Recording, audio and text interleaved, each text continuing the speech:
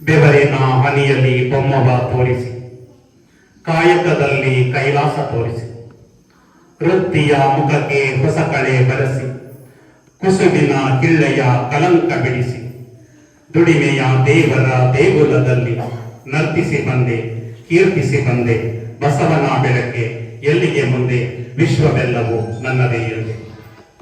ಕರ್ನಾಟಕದ ಸಾಂಸ್ಕೃತಿಕ ನಾಯಕ ವಿಶ್ವಗುರು ಬಸವಣ್ಣನವರನ್ನ ನಾಡಿನ ಹೆಸರಾಂತ ಕವಿಗಳಾದಂತಹ ಸಿದ್ದಯ್ಯ ಪುರಾಣಿಕರವರು ಸ್ಮರಿಸಿರುವಂತಹ ಈ ಒಂದು ಕವಿತೆಯನ್ನ ಸ್ತುತಿಸಿ ಈ ದಿನ ತೊರೆಯೂರು ಶ್ರೀ ವಿರಕ್ತ ಮಠದಲ್ಲಿ ನಡೆಯುತ್ತಿರುವಂತಹ ಪೌರ್ಣಿಮಾ ಮಾಸಿಕ ಕಾರ್ಯಕ್ರಮ ಹಾಗೂ ಸುತ್ತೂರಿನ ಜಗದ್ಗುರು ಪೂಜ್ಯ ಶ್ರೀ ಶಿವರಾತ್ರಿ ರಾಜೇಂದ್ರ ಮಹಾಸ್ವಾಮಿಗಳವರ ಜಯಂತಿ ಎರಡು ಕಾರ್ಯಕ್ರಮದ ಸಮ್ಮಿಲನದ ದಿವ್ಯ ಸಾನ್ನಿಧ್ಯವನ್ನು ದಯಪಾಲಿಸಿರುವಂತಹ ಶ್ರೀಮಠದ ಪೂಜ್ಯ ಶ್ರೀ ಮಲ್ಲೇಶ ಸ್ವಾಮಿಗಳವರಿಗೆ ಭಕ್ತಿಪೂರ್ವಕ ಶರಣಾರ್ಥಿಗಳನ್ನು ಸಮರ್ಪಿಸಿ,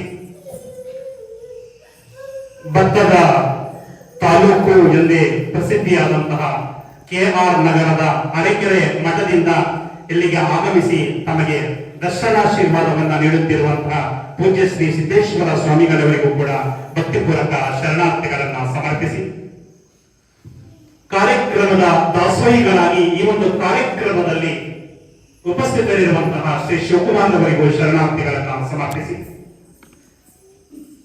ನನ್ನೊಡನೆ ಈ ಕಾರ್ಯಕ್ರಮಕ್ಕೆ ಆಗಮಿಸಿರುವಂತಹ ಹಿರಿಯರಾದಂತಹ ಶರಣ ವಿಶ್ವವಚನ ಫೌಂಡೇಶನ್ ಕೇಂದ್ರೀಯ ಸಂಚಾಲಕರಾದಂತಹ ಶ್ರೀ ವಿ ಲಿಂಗಣ್ಣರವರಿಗೆ ಮತ್ತು ಧರ್ಮಪತ್ನಿ ರೂಪಾ ಕುಮಾರಸ್ವಾಮಿ ಅವರಿಗೂ ಕೂಡ ಶರಣಾರ್ಥಿಗಳನ್ನು ಸಮರ್ಪಿಸಿ, ಮತ್ತು ಶ್ರೀ ಲೌಕಿಕ್ರವರಿಗೂ ಕೂಡ ಶರಣಾರ್ಥಿಗಳನ್ನು ಸಮರ್ಪಿಸಿ, ದೂರದ ಮೈಸೂರಿನಿಂದ ನಮ್ಮ ಕಾಪಿನಾಡು ಈ ಕೊಡಗಿಗೆ ನಮ್ಮನ್ನ ಕರೆಸಿಕೊಳ್ಳಲು ಕಾರಣೀಭೂತರಾದಂತಹ ಕೊಡಗು ಜಿಲ್ಲೆಯ ಅಖಿಲ ಭಾರತ ವೀರಶೈವ ಲಿಂಗಾಯತ ಮಹಾಸಭಾದ ಜಿಲ್ಲಾಧ್ಯಕ್ಷರಾದಂತಹ ಹಿರಿಯರಾದಂತಹ ಶ್ರೀ ಶಿವಪ್ಪರವರಿಗೂ ಶರಣಾರ್ಥಿಗಳನ್ನು ಸಮರ್ಪಿಸಿ, ಅಷ್ಟೇ ಪ್ರೀತಿಯಿಂದ ಕುಶಾಲನಗರದಲ್ಲೇ ನಮ್ಮನ್ನ ಬರಮಾಡಿಕೊಂಡಂತಹ ನಮ್ಮ ಶರಣ ವಿಶ್ವವಚನ ಫೌಂಡೇಶನ್ ಪ್ರತಿ ವರ್ಷ ಕೊಡಲ್ಪಡುವಂತಹ ರಾಜ್ಯ ಮಟ್ಟದ ಚಿನ್ಮಯ ಜ್ಞಾನ ಶಿಕ್ಷಕ ಪ್ರಶಸ್ತಿಗೆ ಭಾಜನರಾಗಿರುವಂತಹ ಶ್ರೀ ಪ್ರೇಮಕುಮಾರ್ ಅವರಿಗೂ ಶರಣಾರ್ಥಿಗಳನ್ನು ಸಮರ್ಪಿಸಿ, ಮತ್ತೆ ಈ ಎಲ್ಲಾ ಕಾರ್ಯಕ್ರಮಗಳು ಸಾಮಾಜಿಕ ಜಾಲತಾಣದ ಮೂಲಕ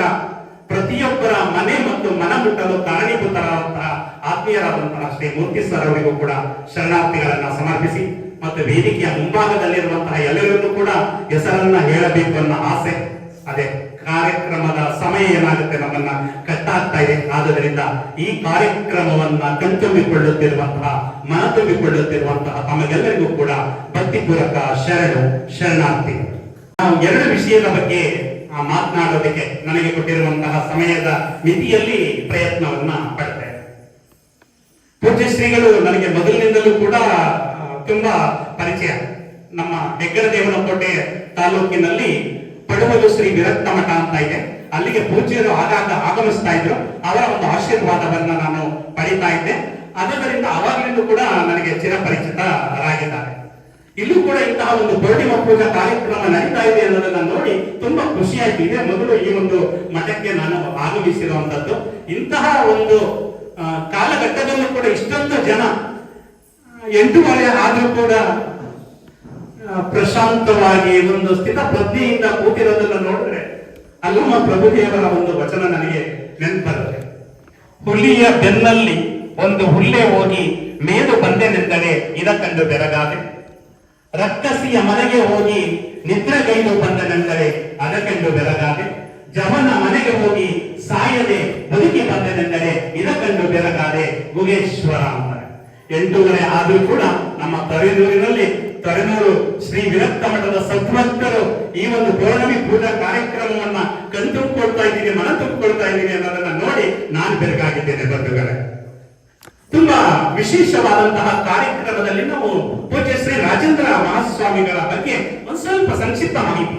ಯಾಕಂದ್ರೆ ರಾಜೇಂದ್ರ ಮಹಾಸ್ವಾಮಿಗಳು ಒಂದು ರೀತಿ ಸಾಗರ ಇದ್ದಾರೆ. ಆ ಸಾಗರವನ್ನು ನಮಗೆ ಕೊಟ್ಟಿರುವಂತಹ ಒಂದು 30-40 ನಿಮಿಷದಲ್ಲಿ ಹೇಳೋದಕ್ಕೆ ಅಸಾಧ್ಯ. ಆದರೂ ಕೂಡ ಕೆಲವು ಸಣ್ಣ ವಿಷಯಗಳನ್ನ ತಿಳ್ಕೊಂಡು ಅಂತಹ ಒಂದು ವ್ಯಕ್ತಿತ್ವವನ್ನ ತುಂಬಿಕೊಳ್ಳೋದಕ್ಕೆ ಇಷ್ಟಪಡ್ತಾರೆ. ಅವರು ಒಬ್ರು ವಿಶೇಷ ಸಂತ.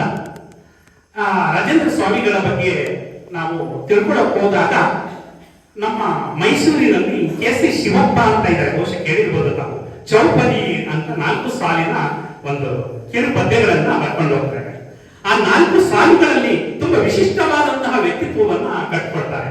ಅದರಲ್ಲಿ ಒಂದು 4 ಸಾಲಿನ ಚೌಪದಿ ಯಾವುದು ಅಂದ್ರೆ, ಸಂತನೆಂದರೆ ಯಾರು ದಿವ್ಯತೆಯ ಅರಿತವನು, ಸಂತನೆಂದರೆ ಯಾರು ದಿವ್ಯತೆಯ ಅರಿತವನು, ಸರಳತೆಯ ಸೂತ್ರದಲ್ಲಿ ಸುಖವ ಕಂಡವನು, ಸರಳತೆಯ ಸೂತ್ರದಲ್ಲಿ ಸುಖವ ಕಂಡವನು, ಮಮತೆ ಬಂಧನ ಕಳಚಿ ಬಲು ದೂರ ನಿಂತವನು, ಮಮತೆ ಬಂಧನ ಕಳಚಿ ಬಲು ದೂರ ನಿಂತವನು, ಎಲ್ಲರಲ್ಲಿ ಅವನೊಬ್ಬ ಮುದ್ದು ರಾಮ, ಎಲ್ಲರಲ್ಲಿ ಅವನೊಬ್ಬ ಮುದ್ದು ರಾಮ. ಸಂತನೆಂದರೆ ಯಾರು ಅನ್ನೋದನ್ನ ಈ 4 ಸಾಲನ್ನ ನಾವು ಅರ್ಥೈಸ್ಕೊಂಡ್ರೆ ನಾವು ರಾಜೇಂದ್ರ ಸ್ವಾಮಿಗಳ ಒಂದು ವ್ಯಕ್ತಿತ್ವವನ್ನ ನಾವು ಅರ್ಥೈಸ್ಕೊಳ್ಬಹುದು. ಸುತ್ತೂರು ಮಠ ಅಂದ ತಕ್ಷಣ ನಮಗೆ ನೋಡೋದಕ್ಕೆ ಒಂದು ರೀತಿ ಸುತ್ತೂರು ತುಂಬಾ ವೈಶಿಷ್ಟ್ಯವಾಗಿ ಮತ್ತು ವೈಭವಪೂರ್ಣವಾಗಿ ಕಾಣುತ್ತೆ. ಆ ಸುತ್ತೂರು ಮಠಕ್ಕೆ ಶಿವರಾತ್ರೀಶ್ವರರು ಅಂತ ಮೊದಲನೇ ಜಗದ್ಗುರುಗಳು, ಶಿವರಾತ್ರಿ ಸ್ವಾಮಿಗಳನ್ನ ನಾವು ಮೊದಲನೇ ಜಗದ್ಗುರುಗಳು ಅಂತ ಕರಿತೀವಿ. ಅವರು ಸಿದ್ಧಗಿರಿಯಿಂದ ಬಂದು ಅಲ್ಲಿ ಈಗಿನ ಸುತ್ತೂರಿನಲ್ಲಿ ತಪಸ್ಸನ್ನ ಆಚರಣೆ ಮಾಡ್ತಾ ಇರ್ತಾರೆ. ಆ ತಪಸ್ಸನ್ನ ಆಚರಣೆ ಮಾಡಬೇಕಾದ್ರೆ ಕಂಚಿಯಲ್ಲಿ ಚೋಳರು ರಾಜ್ಯವನ್ನು ಆಳ್ತಾ ಇರ್ತಾರೆ. ಆ ಕಂಚಿಯ ಚೋಳರಲ್ಲಿ ರಾಜೇಂದ್ರ ಚೋಳ ಅನ್ನೋನು ತಲಕಾಡಿನ ಗಂಗರ ಆಳ್ತಾ ಇರ್ತಾರೆ. ಆ ತಲಕಾಡಿನ ಗಂಗರ ದೊರೆಯಾದಂತಹ ರಾಜಮಲ್ಲ ಇರ್ತಾನೆ. ಆ ಸಂದರ್ಭದಲ್ಲಿ ತಲಕಾಡನ್ನು ಕೂಡ ನಾನು ವಶಪಡಿಸಿಕೊಳ್ಬೇಕು ಅಂತ ಕುದುರೆಯನ್ನ ಏರಿ ಸೈನಿಕರ ಜೊತೆ ಎಲ್ಲಿಗೆ ಬರ್ತಾನೆ, ಆ ಸುತ್ತೂರಿಗೆ ಬರ್ತಾನೆ. ಆ ಸುತ್ತೂರು ಮುಖಾಂತರ ಎಲ್ಲಿ ಹೋಗ್ಬೇಕಾಗುತ್ತೆ, ತಲಕಾಡಿಗೆ ಹೋಗ್ಬೇಕಾಗುತ್ತೆ. ಆ ಹೋಗ್ಬೇಕಾದ್ರೆ ಆ ಕುದುರೆ ಏನು ಮಾಡುತ್ತೆ, ರಾಜೇಂದ್ರ ಚೋಳ ಏರಿ ಇರುವಂತಹ ಕುದುರೆ ಆ ಶಿವರಾತ್ರೀಶ್ವರರಿದಾರಲ್ಲ, ಆ ಶಿವರಾತ್ರೀಶ್ವರ ತಪಸ್ಸು ಮಾಡುತ್ತಿರುವಂತಹ ಸ್ಥಳದಲ್ಲಿ ಒಂದು ಸುತ್ತು ಪ್ರದಕ್ಷಿಣೆಯನ್ನ ಹಾಕಿ ಅಲ್ಲಿ ನಿಂತ್ಕೊಳ್ಳುತ್ತೆ. ನಿಂತ್ಕೊಂಡಾಗ ಏನೋ ಒಂದು ದಿವ್ಯಶಕ್ತಿ ಗೋಚರ ಆಗ್ತಾ ಇದೆಯಲ್ಲ ಅಂತ ರಾಜೇಂದ್ರ ಚೋಳ ಆ ಕುದುರೆಯಿಂದ ಹಿಡಿತಾನೆ. ಹಿಡಿದು ನೋಡಿದ್ರೆ ಅಲ್ಲಿ ಒಬ್ರು ಪೂಜ್ಯರಿದ್ದಾರೆ. ಆಗ ಆ ಪೂಜ್ಯರಿಗೆ ಶರಣಾರ್ಥಿಗಳನ್ನ ಅರ್ಪಿಸ್ತಾನೆ, ನಮಸ್ಕಾರವನ್ನ ಮಾಡ್ತಾನೆ. ಮಾಡಿದಾಗ ಆಗ ಶ್ರೀ ಶಿವರಾತ್ರೀಶ್ವರರು ತಮ್ಮ ದಿವ್ಯ ಶಕ್ತಿಯಿಂದ ಹರಿತಾರೆ. ಇವನು ಇಲ್ಲಿ ತಲಕಾಡಿನ ಗಂಗರ ಮೇಲೆ ದಂಡೆತ್ತಿ ಬಂದಿದ್ದಾನೆ, ಈ ತಲಕಾಡನ್ನ ವಶಪಡಿಸಿಕೊಳ್ಳೋದಕ್ಕೆ ಬಂದಿದ್ದಾನೆ, ಯುದ್ಧ ಮಾಡೋದಕ್ಕೆ ಬಂದಿದ್ದಾನೆ ಅಂತ ಗೊತ್ತಾಗುತ್ತೆ. ಆಗ ಅವ್ರು ಹೇಳ್ತಾರೆ, ನೋಡು ನೀನು ಕತ್ತಿಯನ್ನ ಹಿಡ್ಕೊಂಡು ಬಂದಿದೀಯಾ, ಆ ಕತ್ತಿಯನ್ನ ಹಿಡ್ಕೊಂಡು ಬಂದಿದ್ದಾಗ ಅನೇಕ ಮುಗ್ಧ ಪ್ರಾಣಿಗಳು ಬಲಿಯಾಗ್ತಾರೆ. ನೀವು ಕತ್ತಿಯನ್ನ ಬಿಟ್ಟು ಶಾಂತಿ ಎನ್ನುವ ಒಂದು ಅಸ್ತ್ರವನ್ನ ಹಿಡಿ. ನೀನು ಕತ್ತಿಯನ್ನ ಹಿಡಿದಾಗ ಏನಾಗುತ್ತೆ, ಈ ಭೂಮಿ ಏನಾಗಿದೆ ಈಗ ಹಸಿರಾಗಿದೆ. ಆ ಹಸಿರಾಗಿರುವಂತಹ ಭೂಮಿ ರಕ್ತಸಿಕ್ತವಾಗುತ್ತೆ. ಆ ರಕ್ತಸಿಕ್ತವಾಗುವಂತಹ ಭೂಮಿಯನ್ನ ನೋಡೋದಕ್ಕೆ ನಿಮಗೆ ಚಂದನ ಅಂತ ತಮ್ಮದೇ ಆದಂತಹ ಕೆಲವು ಮಾತುಗಳಿಂದ ಹಿತವಚನಗಳನ್ನ ನಮ್ಮ ಪೂಜ್ಯ ಶ್ರೀ ಶಿವರಾತ್ರೀಶ್ವರಿಗೆ ಹೇಳ್ತಾರೆ. ಆ ಶಿವರಾತ್ರೀಶ್ವರರ ಮಾತುಗಳು ಅವನ ಹೃದಯವನ್ನ ತಟ್ಟುತ್ತೆ. ಅವನು ಕತ್ತಿಯನ್ನ ಬಿಟ್ಟು ಅಲ್ಲಿ ರಾಜಮಲ್ಲನ ಜೊತೆ ಸ್ನೇಹ ಸಂಬಂಧವನ್ನ ಬೆಳೆಸ್ತಾನೆ. ಬೆಳೆಸಿ ಆಗ ಯುದ್ಧ ತಪ್ಪುತ್ತೆ. ಆಗ ಅಲ್ಲಿ ಸುತ್ತೂರು ಮಠ ಅಂತ ಪ್ರಸಿದ್ಧಿ ಆಗತ್ತೆ. ಅಲ್ಲಿಂದ ಸುತ್ತೂರು ಪರಂಪರೆ ಪ್ರಾರಂಭವಾಗುತ್ತೆ. ನಂತರ ಸುತ್ತೂರು ಪರಂಪರೆ ಪ್ರಾರಂಭವಾದ ಇಲ್ಲಿವರೆಗೆ ಈಗ ಇರುವಂತಹ ಶಿವರಾತ್ರಿ ದೇಶಿಕೇಂದ್ರ ಮಹಾಸ್ವಾಮಿಗಳು 24ನೇ ಜಗದ್ಗುರುಗಳು. ಆ 24 ಜಗದ್ಗುರುಗಳ ಹೆಸರನ್ನ ನಾನು ಹೇಳಕ್ ಹೋಗಿದ್ರೆ ಕೆಲವರನ್ನ ಮಾತ್ರ ನಾನು ಪರಿಚಯ ಮಾಡೋದಕ್ಕೆ ಇಷ್ಟಪಡ್ತೇನೆ. ಅಲ್ಲಿ ಮುಖ್ಯವಾದ 4ನೇ ಜಗದ್ಗುರು ಒಬ್ಬರು ಬರ್ತಾರೆ. ಎಲ್ಲ ಮುಖ್ಯವಾದವರೇ, ಅಲ್ಲಿಗೆ ನಾವು ತಿಳ್ಕೊಂಡಿರೋಂಥವ್ರು. 4ನೇ ಜಗದ್ಗುರು ಯಾರು ಅಂದ್ರೆ ಪೂಜ್ಯ ಶ್ರೀ ಸಿದ್ಧಾನಂದ ದೇಶಿಕೇಂದ್ರ ಮಹಾಸ್ವಾಮಿಗಳವರು. ಇವ್ರ ಬಗ್ಗೆ ನೀವು ಕೇಳಿರ್ಬೇಕು. ಮಲೆ ಮಹದೇಶ್ವರ ಬೆಟ್ಟಕ್ಕೆ ಹೋಗಿದ್ದೀರಾ ಅಂತ ನಾನು ಭಾವಿಸಿದ್ದೇನೆ. ಎಲ್ಲ ಮಲೆ ಮಹದೇಶ್ವರ ಗೊತ್ತಲ್ಲ. ಮಲೆ ಮಹದೇಶ್ವರರಿಗೆ ಕಾಯಕವನ್ನ ಕಲಿಸಿದಂತಹ ಜಗದ್ಗುರುಗಳು ಯಾರು ಅಂದ್ರೆ ಸಿದ್ಧಾನಂದ ದೇಶಿಕೇಂದ್ರ ಮಹಾಸ್ವಾಮಿಗಳವರು. ಅವರು ಬರ್ತಾರೆ ಅನೇಕ ಕಡೆಯಲ್ಲಿ ಶ್ರೀಶೈಲದಿಂದ ಬಂದು ಸುತ್ತೂರಿಗೆ ಬರ್ತಾರೆ. ಸುತ್ತೂರಿಗೆ ಬಂದಾಗ ಇಲ್ಲಿ ಕಾಯಕವನ್ನ ಮಾಡಬೇಕು ಕಣಪ್ಪ ಅಂತ ಹೇಳಿ ಅವರಿಗೆ ರಾಗಿ ಕಲ್ಲನ್ನ ಕೊಡ್ತಾರೆ.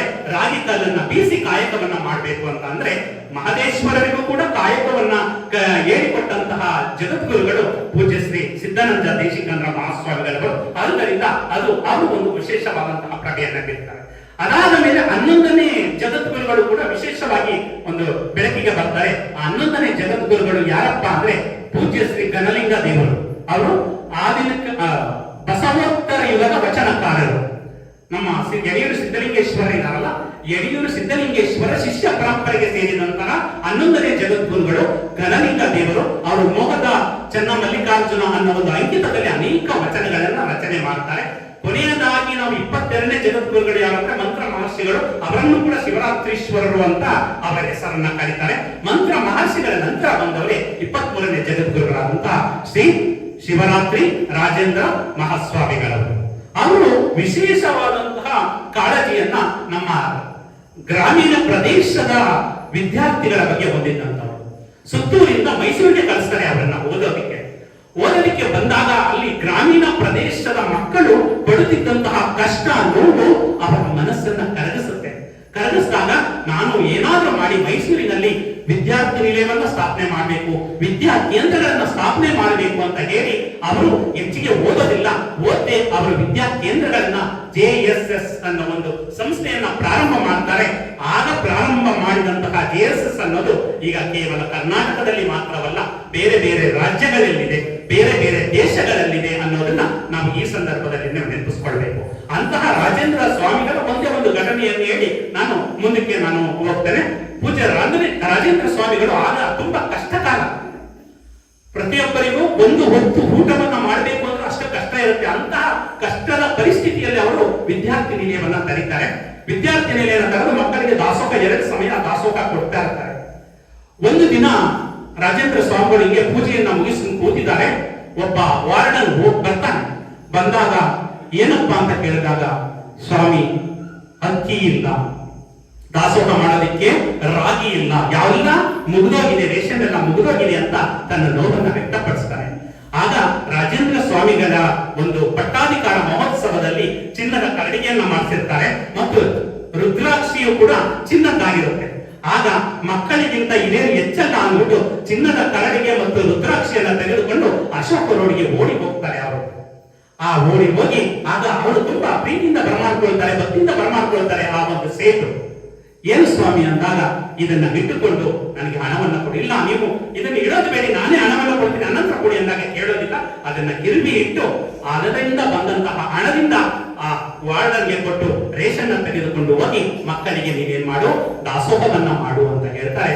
ಇಂತಹ ಒಂದು ಮಾತೃ ಹೃದಯ ಇದೆಯಲ್ಲ, ಅಂತ ಮಾತೃ ಹೃದಯಗಳಿಗೆ ನಾವೆಲ್ಲ ವಿಶೇಷವಾದಂತಹ ಧನ್ಯವಾದಗಳನ್ನ ನಾವು ಚಪ್ಪಾಳೆ ತಟ್ಟುವುದರ ಮುಖಾಂತರ ಅರ್ಪಿಸಲೇಬೇಕು. ಅಂತಹ ರಾಜೇಂದ್ರ ಸ್ವಾಮಿಗಳ ಜಯಂತಿಯನ್ನ ನಾವು ಪ್ರತಿ ವರ್ಷ ಎಲ್ಲಾ ಕಡೆ ಆಚರಣೆ ಮಾಡ್ತೀವಿ. ಇವತ್ತು ವಿಶೇಷವಾಗಿ ಕೊಡಗು ಜಿಲ್ಲೆಯಲ್ಲಿ ನಮ್ಮ ಈ ಒಂದು ಶ್ರೀ ವಿದಗ್ಧ ಮಠದಲ್ಲಿ ಆಚರಣೆ ಮಾಡ್ತಾ ಇರೋದು, ಅರ್ಥಗರ್ಭಿತವಾಗಿ ನಿಮ್ಮೆಲ್ಲರ ಸಮ್ಮುಖದಲ್ಲಿ ವಿಶೇಷವಾಗಿ ಆಚರಣೆ ಮಾಡ್ತಾ ಇರೋದು ಒಂದು ಸಂತಸ ಕೊಡುವಂತಹ ವಿಷಯ. ಯಾಕೆ ಇವತ್ತಿನ ಆಚರಣೆ ಮಾಡ್ತಾ ಇದ್ದಾರೆ? ನೀವೆಲ್ಲ ಸುಮಾರು ಜನ ಈಗ ಟಿವಿ ಅನ್ನೋದು ಒಂದು ವಿಶೇಷವಾಗಿದೆ, ಅಲ್ಲಿ ಇರುವಂತಹ ಧಾರಾವಾಹಿಗಳು, ಅಲ್ಲಿ ಬರುವಂತಹ ಚಿತ್ರಗಳನ್ನ ಬಿಟ್ಟು ಇವತ್ತಿನ ಕುಳಿತಿದ್ದೀರಿ ಅಂದ್ರೆ ಇದಕ್ಕೊಂದು ವಿಶೇಷವಾದ ಶಕ್ತಿ ಇದೆ ಅಲ್ವಾ? ಯಾಕೆ ಕೂತಿದ್ದಾರೆ ಅಂದ್ರೆ ನಮ್ಮ ಒಂದು ವಿಶೇಷವಾದ ವಚನ ಬರುತ್ತೆ. ಮಂಡೆ ಮಾಸಿದರೆ ಮಹಾ ಮಜ್ಜನವ ಮಾಡುವುದು, ವಸ್ತ್ರ ಮಾಸಿದರೆ ಮಡಿವಾಳರಿಗೆ ಕೊಡುವುದು, ಮನದ ಮೈಲಿಗೆಯ ತೊಳೆಯಬೇಕಾದರೆ ಕೂಡಲ ಚನ್ನ ಸಂಗನ ಶರಣರ ಅನುಭವ ಮಾಡುವುದು ಅಂತ ಚನ್ನಬಸವಣ್ಣವರು ಹೇಳ್ತಾರೆ. ಮಂಡೆ ನನ್ನ ತಲೆ ಕೊಳಗಾಗುತ್ತೆ, ತಲೆ ಕೊಳೆ ಆದ್ರೆ ಏನ್ ಮಾಡ್ತೀನಿ, ಶಾಂಪೂನು ಸೋಪು ಹಾಕಿ ಸ್ನಾನವನ್ನ ಮಾಡಿ ಕೊಳೆಯನ್ನ ತೊಳ್ಕೊಳ್ತೇನೆ. ಬಟ್ಟೆ ಕೊಳೆ ಆಗುತ್ತೆ. ಈಗ ಮೊದಲ ಬಟ್ಟೆ ಒಗಿತಾ ಇದ್ದು ಕೈಯಲ್ಲಿ ಒಗೆಯುವಂತ ಪರಿಸ್ಥಿತಿ ಇಲ್ಲ, ವಾಷಿಂಗ್ ಮಿಷಿನ್ ಹಾಕಿ ಆ ಬಟ್ಟೆಯನ್ನ ಸ್ವಚ್ಛ ಮಾಡ್ಕೊಳ್ತೀವಿ. ಆದ್ರೆ ಮನಸ್ಸು ಮೈಲಿಗೆ ಆಗುತ್ತಲ್ಲ, ಇಂತಹ ಒಂದು ವೈಭವಯುತವಾದಂತಹ ಪ್ರಪಂಚದಲ್ಲಿ ನೋಡಬಾರದನ್ನ ನೋಡ್ತಾ ಇದ್ದೀವಿ, ಕೇಳಬಾರದನ್ನ ಕೇಳ್ತಾ ಇದ್ದೀವಿ. ಈ ನೋಡಬಾರದನ್ನ ನೋಡಿ, ಕೇಳಬಾರದನ್ನ ಕೇಳಿ ಮನಸ್ಸು ಮೈಲಿಗೆ ಆಗುತ್ತಲ್ಲ, ಈ ಮನದ ಮೈಲಿಗೆಯ ತೊಳೆಯಬೇಕಾದರೆ ಕೂಡಲ ಚನ್ನ ಸಂಗನ ಶರಣರ ಅನುಭವ ಮಾಡುವುದು ಅಂತ ಹೇಳ್ತಾರೆ. ಅಂತಹ ಒಂದು ಶರಣರ ವಚನಗಳನ್ನ ಕೇಳುವ ಒಂದು ವ್ಯವಸ್ಥೆಯನ್ನ ನಮ್ಮ ಪೂಜ್ಯರು ಮಾಡಿಕೊಟ್ಟಿದಾರಲ್ಲ, ನೀವು ಅವರಿಗೆ ಒಂದು ಚಪ್ಪಾಳೆ ತಟ್ಟುವುದರ ಮುಖಾಂತರ. ಮತ್ತೆ ವಿಶೇಷವಾಗಿ ಇಂತಹ ಒಂದು ಪೂಜ್ಯರು ಯಾರಿಂದ ಪ್ರಭಾವಿತರಾದದ್ದು ಅಂದ್ರೆ ವಿಶ್ವಗುರು ಬಸವಣ್ಣವರಿಂದ. ಬಸವಣ್ಣನವರು ಅಂದ್ರೆ ಅದೊಂದು ವಿಶಿಷ್ಟ ವ್ಯಕ್ತಿತ್ವ. ಈಗ ಕರ್ನಾಟಕದ ಸಾಂಸ್ಕೃತಿಕ ನಾಯಕ ಆಗಿದ್ದಾರೆ. ಈಗೆಲ್ಲ ನಾವೊಂದು ಕಾರ್ಯಕ್ರಮ ಇದೆ, ನಮ್ಮ ಜಿಲ್ಲಾ ಶರಣ ಸಾಹಿತ್ಯ ಪರಿಷತ್ ಅಧ್ಯಕ್ಷರಾದಂತಹ ಮೂರ್ತಿ ಸರ್ ಅವರು ಬಂದಿದ್ದಾರೆ. ಅವರು ಪತ್ರಕರ್ತರು ಕೂಡ. ಇವತ್ತು ಈ ಒಂದು ಫೋಟೋವನ್ನ ತೆಗೆದು ಸಾಮಾಜಿಕ ಜಾಲತಾಣದಲ್ಲಿ ಫೇಸ್ಬುಕ್ ಇದೆ, ಇನ್ಸ್ಟಾಗ್ರಾಮ್ ಇದೆ, ಯಾವ್ದ್ರಲ್ಲಾದ್ರೂ ಅಪ್ಲೋಡ್ ಮಾಡಿದ್ರೆ ಅಮೆರಿಕದಲ್ಲಿರೋರು ನೋಡ್ಬೋದು, ಆಸ್ಟ್ರೇಲಿಯಾದಲ್ಲಿರೋರು ನೋಡ್ಬೋದು, ಯಾರು ಬೇಕಾದ್ರೂ ನೋಡ್ಬೋದು. ಆದ್ರೆ 12ನೇ ಶತಮಾನದಲ್ಲಿ ಏನೂ ಇಲ್ಲ, ಫೋನ್ ಇಲ್ಲ, ಫೇಸ್ಬುಕ್ ಇಲ್ಲ, ಟ್ವಿಟರ್ ಇಲ್ಲ, ಯಾವುದೂ ಇಲ್ಲ. ಆದರೂ ಕೂಡ ಆ ಬಸವಣ್ಣನವರನ್ನ ನೋಡಿ ಕಾಶ್ಮೀರದಿಂದ ಮೂಳಿಗೆ ಮಾರಯ್ಯ ಮೂಳಿಗೆ ಮಹಾದೇವಿಯವರು ಬರ್ತಾರೆ. ಈ ಕಡೆ ತಮಿಳುನಾಡಿನಿಂದ ಮಾದಾರ ಚೆನ್ನಯ್ಯರು ಬರ್ತಾರೆ. ಈ ಕಡೆ ಆಂಧ್ರ ಪ್ರದೇಶದಿಂದ ಉರಿಲಿಂಗ ಪೆದ್ದಿ ಉರಿಲಿಂಗ ದೇವರು ಬರ್ತಾರೆ. ಹೀಗೆ ಬೇರೆ ಬೇರೆ ರಾಜ್ಯಗಳಿಂದ ಮತ್ತೆ ಬೇರೆ ದೇಶದಿಂದ ಅಫ್ಘಾನಿಸ್ತಾನದಿಂದ ಮರುಳ ಶಂಕರ ದೇವಾನವರು ಬರ್ತಾರೆ. ಅವರಲ್ಲಿ ಹೇಗೆ ಬಂದ್ರು ಅಂದ್ರೆ, ನಾವು ಒಂದು ಫೋಟೋವನ್ನ ಅಪ್ಲೋಡ್ ಮಾಡಿದ್ರೆ 100 ಜನ ನೋಡಿದ್ರೆ ಅದೇ ಜಾಸ್ತಿ ಅನ್ಕೋತೀವಿ, 1000 ಜನ ನೋಡಿದ್ರೆ ನಮ್ಗೆ ನಾವು ಬೆಂತಕ್ಕೊಳ್ತೀವಿ. ಆದ್ರೆ ಬಸವಣ್ಣವರನ್ನ ನೋಡಿ ಬೇರೆ ಬೇರೆ ರಾಜ್ಯಗಳಿಂದ ಬೇರೆ ಬೇರೆ ಜಿಲ್ಲೆಗಳಿಂದ 1,96,000 ಶರಣರು ಬರ್ತಾರೆ. ಅನುಭವ ಮಂಟಪದಲ್ಲಿ 770 ಅಮರ ಗಣಗಳು ಚರ್ಚೆಯನ್ನ ಮಾಡ್ತಾರೆ. ಅಂದ್ರೆ ಬಸವಣ್ಣನವರ ಫೇಸ್ ವ್ಯಾಲ್ಯೂ ಎಷ್ಟಿತ್ತು ಅಂತ ನೀವು ಅರ್ಥ ಮಾಡ್ಕೊಳ್ಬೇಕಾಗುತ್ತೆ ಅಲ್ಲ.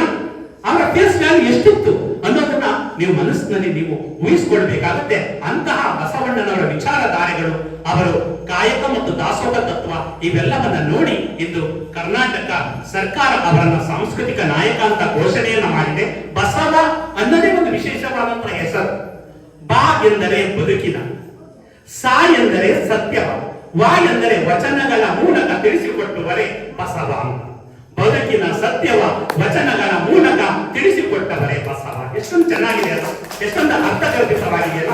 ಇಂತಹ ಒಂದು ವಚನಗಳನ್ನ ಜನಮಾನಸಕ್ಕೆ ಕೊಡಬೇಕು ಅನ್ನೋ ಒಂದು ಉದ್ದೇಶದಿಂದ ಇಂತಹ ಮಠಗಳು ವಿಶೇಷವಾದಂತಹ ಕಾರ್ಯಕ್ರಮಗಳನ್ನ ಮಾಡಿ ನಿಮ್ಮನ್ನ ಈ ಒಂದು ಕಾರ್ಯಕ್ರಮದಲ್ಲಿ ಭಾಗವಹಿಸಿ ಒಂದು ಸ್ವರ್ಗವನ್ನ ಕ್ರಿಯೇಟ್ ಮಾಡಿದ್ದಾರೆ ಸ್ವಾಮೀಜಿಗಳು. ನಮ್ಮ ಮನೆಯವರು ಹೇಳಿದಂಗೆ ಸ್ವರ್ಗ ನರಕ ಅಂದ್ರೆ, ಕೆಲವರು ಈ ಒಂದು ಕಾಲಘಟ್ಟದಲ್ಲಿ ನಾವು ಜೀವವನ್ನ ಬಿಟ್ಟ ನಂತರ ನಾವು ಒಳ್ಳೆ ಕೆಲಸವನ್ನ ಮಾಡಿದ್ರೆ ಸ್ವರ್ಗಕ್ಕೆ ಹೋಗ್ತೀವಿ, ಕೆಟ್ಟ ಕೆಲಸವನ್ನ ಮಾಡಿದ್ರೆ ನರಕಕ್ಕೆ ಹೋಗ್ತೀವಿ. ಅದಲ್ಲ, ನಮ್ಮ ಶರಣರು ಇದನ್ನ ಅಲ್ಲೆಗೆಳಿತಾರೆ.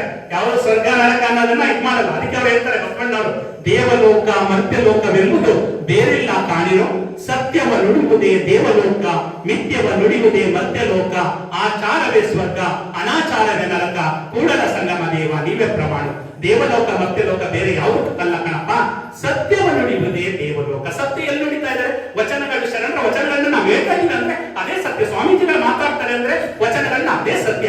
ಸತ್ಯವ ನುಡಿಯುವುದೇ ದೇವಲೋಕ. ಎಲ್ಲಾದ್ರೂ ಸುಳ್ಳನ್ನ ನೋಡ್ತಾ ಇದ್ದೀರಿ ಅಂದ್ರೆ ಅದೇ ಮರ್ತ್ಯಲೋಕ, ಆಚಾರವೇ ಸ್ವರ್ಗ ಅನಾಚಾರವೇ ನರಕ ಅಂತಾರೆ. ಇವತ್ತು ಆಚಾರಯುಕ್ತವಾದ ಕಾರ್ಯಕ್ರಮ ನಮ್ಮ ತೊರೆನೂರು ಶ್ರೀ ವಿರಕ್ತ ಮಠದಲ್ಲಿ ನಡೀತಾ ಇದೆ ಅಂದ್ರೆ ನಾವೆಲ್ಲಿದ್ದೀವಿ? ಎಲ್ಲಿದ್ದೀವಿ? ಸ್ವರ್ಗದಲ್ಲಿದ್ದೀವಿ. ಎಲ್ಲಿದ್ದೇವೆ? ದೇವಲೋಕದಲ್ಲಿ. ಮನೆಯಲ್ಲಿ ನಾನು ಕೇಳಿದ್ರೆ ಎಲ್ಲಿ ಹೋಗಿದ್ರಿ ಅಂತ, ಎಲ್ಲಿಗೆ ಹೋಗಿದ್ದೆ ಅಂದ್ರೆ ತೊರೆನೂರು ಮಠಕ್ಕಲ್ಲ, ಸ್ವರ್ಗಕ್ಕೆ ಹೋಗಿದ್ ಬಂದೆ, ನಾನು ದೇವಲೋಕಕ್ಕೆ ಹೋಗಿದ್ ಬಂದೆ, ದೇವಲೋಕದಲ್ಲಿ ಮಿಂದೆ ಎದ್ದು ಬಂದೆ ಅಂತ ನೀವು ಹೇಳ್ಬೇಕಾಗುತ್ತೆ. ಅಂತಹ ಒಂದು ದೇವಲೋಕವಾದ ಒಂದು ಸ್ವರ್ಗ ಇಲ್ಲಿದೆ ಅಂತ ನೀವು ಅರ್ಥ ಮಾಡ್ಕೊಳ್ಬೇಕಾಗತ್ತೆ ಬಂಧುಗಳೇ. ಈ ಸಂದರ್ಭದಲ್ಲಿ ಒಂದು ದೃಷ್ಟಾಂತವನ್ನ ಹೇಳೋದಕ್ಕೆ ಇಷ್ಟಪಡ್ತೇನೆ. ಒಂದು ಊರು, ಒಬ್ಬ ಅಮ್ಮ ಇರ್ತಾರೆ.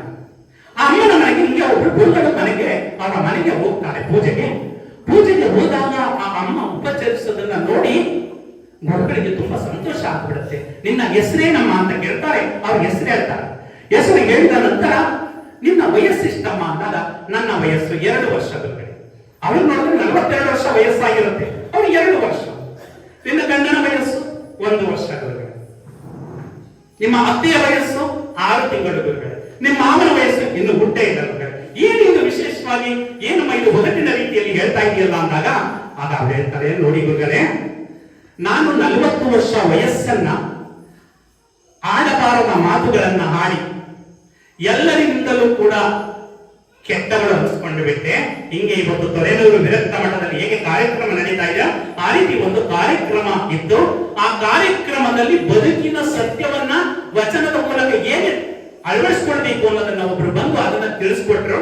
ಹೇಗೆ ತಿಳಿಸ್ಕೊಂಡ್ರು ಅಂದ್ರೆ, ನನ್ನ ಮನೆಗೆ ಯಾರು ಕೂಡ ಬರ್ತಾ ಇರ್ಲಿಲ್ಲ. ಯಾರು ಬಂತು ಅಂದ್ರೆ ಬೈದು ಬಿಡ್ತಾ ಇದ್ದೆ. ಅದರಿಂದ ಯಾರು ಕೂಡ ಹೊಸ್ತರಿನ ಆಚೆಗೆ ಹೊರಟೋಗ್ತಾ ಇದ್ರು. ಆಗ ಒಂದು ವಚನವನ್ನ ಮನೆಯವರು ಮನೆಗೆ ಬಂದವರನ್ನ ಯಾವ ರೀತಿ ಉಪಚಾರ ಮಾಡಬೇಕು ಅನ್ನೋದನ್ನ ಒಂದು ವಚನದ ಮೂಲಕ ಹೇಳ್ಕೊಟ್ರು. ಅವ್ರು ಯಾವುದು ಅಂದ್ರೆ, ಏನಿ ಬಂದಿರಿ ಅದೊಡಿತೀರಿ ಎಂದಡೆ ನಿಮ್ಮ ಮನದ ಬಯಸಿರಿ ಹಾರಿ ಹೋಗುದೆ, ಕೊಳ್ಳಿರೆಂದಡೆ ನೆಲ ಕುಳಿ ಹೋಗುದೆ, ಒಡನೆ ನುಡಿದರೆ ಸಿರ ಒಟ್ಟಿ ಎಳುವುದೆ, ಕೊಡಲಿಲ್ಲದಿದ್ದೊಡೊಂದು ಗುಣವಿಲ್ಲದಿದ್ದರೆ ಮೂಗ ಕೊಯ್ಯುವ ಮಾವನೆ ಕೂಡಲ ಸಂಗಮ ದೇವ ಅನ್ನೋ ಒಂದು ವಚನವನ್ನ ಹೇಳಿದ್ರುಗಳೇ. ಅವಾಗ್ಲಿಂದನೂ ನಾನು ಅದೇ ರೀತಿ ನಡ್ಕೊಳ್ತಾ ಇದ್ದೀನಿ. ಮನೆಗೆ ಬಂದವರಿಗೆ ನೀವು ಬೆಲ್ಲ ಕೊಡದೆ ಹೋದ್ರು ಪರವಾಗಿಲ್ಲ ಕಣಮ್ಮ, ಬೆಲ್ಲದಂತಹ ಮಾತುಗಳನ್ನ ಆಡೋ ಅವರ ಮುಖ ಅರಳುತ್ತೆ, ಅವರ ಹೃದಯ ಅರಳುತ್ತೆ ಅಂತ ಹೇಳಿದ್ರು. ಅವತ್ತಿನಿಂದ ನಾನು ನನ್ ಕಂಡ್ರೆ ಗಂಡನ್ಗಾಗಲ್ಲ, ಗಂಡನ್ ಕಂಡ್ರೆ ಹೆಂಡತಿಗಾಗಲ್ಲ. ಆ ರೀತಿ ಪರಿಸ್ಥಿತಿಯಲ್ಲಿ ಇದ್ದು ಪ್ರತಿದಿನ ನಮ್ಮ ಮನೆಯಲ್ಲಿ ಏನ್ ತಪ್ಪಿದ್ರು ಕೂಡ ಜಗಳ ತಪ್ತಾ ಇರಲಿಲ್ಲ. ಅದಕ್ಕೂ ಗಂಡ ಹೆಂಡತಿಯರು ಹೇಗಿರ್ಬೇಕು ಅನ್ನೋದಕ್ಕೆ ಒಂದು ವಚನವನ್ನು ಕೊಟ್ಟರು. ಆ ವಚನ ಅಲ್ಲಮ್ಮ ಪ್ರಭುದೇವರ ವಚನ ಕೊಟ್ಟರು ಗುರುಗಳೇ. ಯಾವುದು ಅಂದ್ರೆ, ಉಭಯ ದೃಷ್ಟಿ ಏಕ ದೃಷ್ಟಿಯಲ್ಲಿ ಕಾಬಂತೆ ದಂಪತಿ ಏಕಭಾವವಾಗಿ ನಿಂದಲ್ಲಿ ಗುಹೇಶ್ವರ ಲಿಂಗಕ್ಕೆ ಅರ್ಪಿತವಾಯಿತು ಸಂಗನ ಬಸವಣ್ಣ.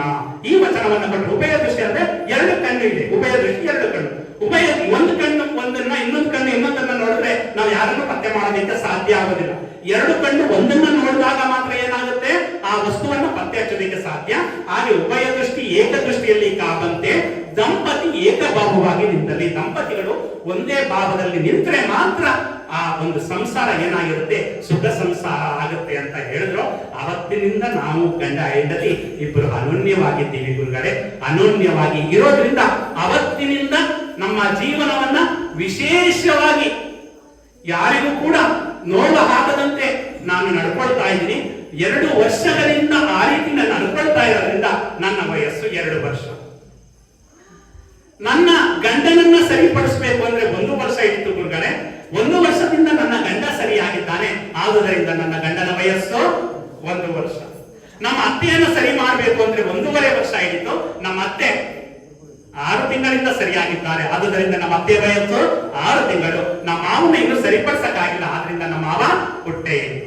ಅಂದ್ರೆ ನಮ್ಮ ನಿಜವಾದ ವಯಸ್ಸು ಯಾವುದರಿಂದ ಪ್ರಾರಂಭ ಆಗುತ್ತೆ, ನಾವು ಯಾವ ರೀತಿ ನಡ್ಕೊಳ್ತೀವಿ ಜೀವನದಲ್ಲಿ. ಹಂಗೆ ಆ ರೀತಿ ಒಂದು ವಿಶೇಷವಾದಂತಹ ವ್ಯಕ್ತಿತ್ವವನ್ನ ನಾವು ವಚನಗಳ ಮೂಲಕ ಕಟ್ಕೊಳ್ಬಹುದು. ಅದಕ್ಕೆ ಬಸವಣ್ಣ ಹೇಳ್ತಾರೆ, ಲೇಸೆನಿಸಿಕೊಂಡು 5 ದಿನ ಬದುಕಿದರೇನು, ಲೇಸೆನಿಸಿಕೊಂಡು 4 ದಿನ ಬದುಕಿದರೇನು, ಲೇಸೆನಿಸಿಕೊಂಡು 3 ದಿನ ಬದುಕಿದರೇನು, ಲೇಸೆನಿಸಿಕೊಂಡು 2 ದಿನ ಬದುಕಿದರೇನು, ಕೂಡಲ ಸಂಗನ ಶರಣರ ವಚನದಲ್ಲಿ ಲೇಸೆನಿಸಿಕೊಂಡು 1 ದಿನ ಬದುಕಿದರೆ ಸಾಲದೆ.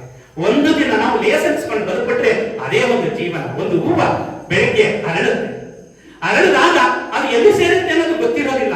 ಆದ್ರೂ ಆ ಹೂವ ಒಂದು ದಿನದಲ್ಲಿ ಒಂದು ದೇವರ ಮುಡಿಯನ್ನ ಹೇರುತ್ತೋ ಅಥವಾ ಇನ್ನೇನು ಹೇರುತ್ತೋ ಏರಿ ತನ್ನ ಸಂತೋಷವನ್ನ 1 ದಿನದಲ್ಲಿ ಅನುಭವಿಸುತ್ತೆ. ಆದ್ರೆ ನಾವು ಯಾವ ರೀತಿ ಇರಬೇಕು ಅನ್ನೋದನ್ನ ನಾವು ಈ ಒಂದು ವಚನಗಳ ಮೂಲಕ ನಾವು ತಿಳ್ಕೊಂಡು ಅದೇ ರೀತಿ ಒಂದು ಜೀವನವನ್ನ ಸಾಗಿಸಿದಾಗ ನಮ್ಮ ಜೀವನ ಯಶಸ್ವಿಯಾಗುತ್ತೆ ಅಂತ ಹೇಳ್ತಾ, ಈ ಜೀವನವನ್ನ ಪ್ರತಿಯೊಂದು ವಚನಗಳು, ಈಗ ನೀವು ವಚನ ಪುಸ್ತಕವನ್ನೇ ಓದಬೇಕು ಅಂತ ಇಲ್ಲ. ಪ್ರತಿಯೊಬ್ಬರು ಕೂಡ ಮನೆಯವರನ್ನ ಬಿಟ್ಟಿರ್ತೀವೋ, ಮೊಬೈಲ್ ನ ಬಿಟ್ಟಿರಕ್ ಆಗ್ತಾ ಇಲ್ಲ. ಆ ರೀತಿ ಪರಿಸ್ಥಿತಿ ನಮ್ಗೆ ಎದುರಾಗ್ಬಿಟ್ಟಿದೆ.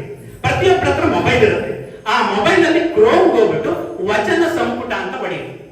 ಆ ವಚನ ಸಂಪುಟನ ನಮ್ಮ ಸಿರಿಗೆರೆ ತರಳುಬಾಳು ಬೃಹನ್ಮಠದವರು ಇದ್ದಾರಲ್ಲ, ತುಂಬಾ ವಿಶೇಷವಾಗಿ ಆ ಜಾಲತಾಣವನ್ನ ಅಭಿವೃದ್ಧಿ ಪಡಿಸಿದ್ದಾರೆ.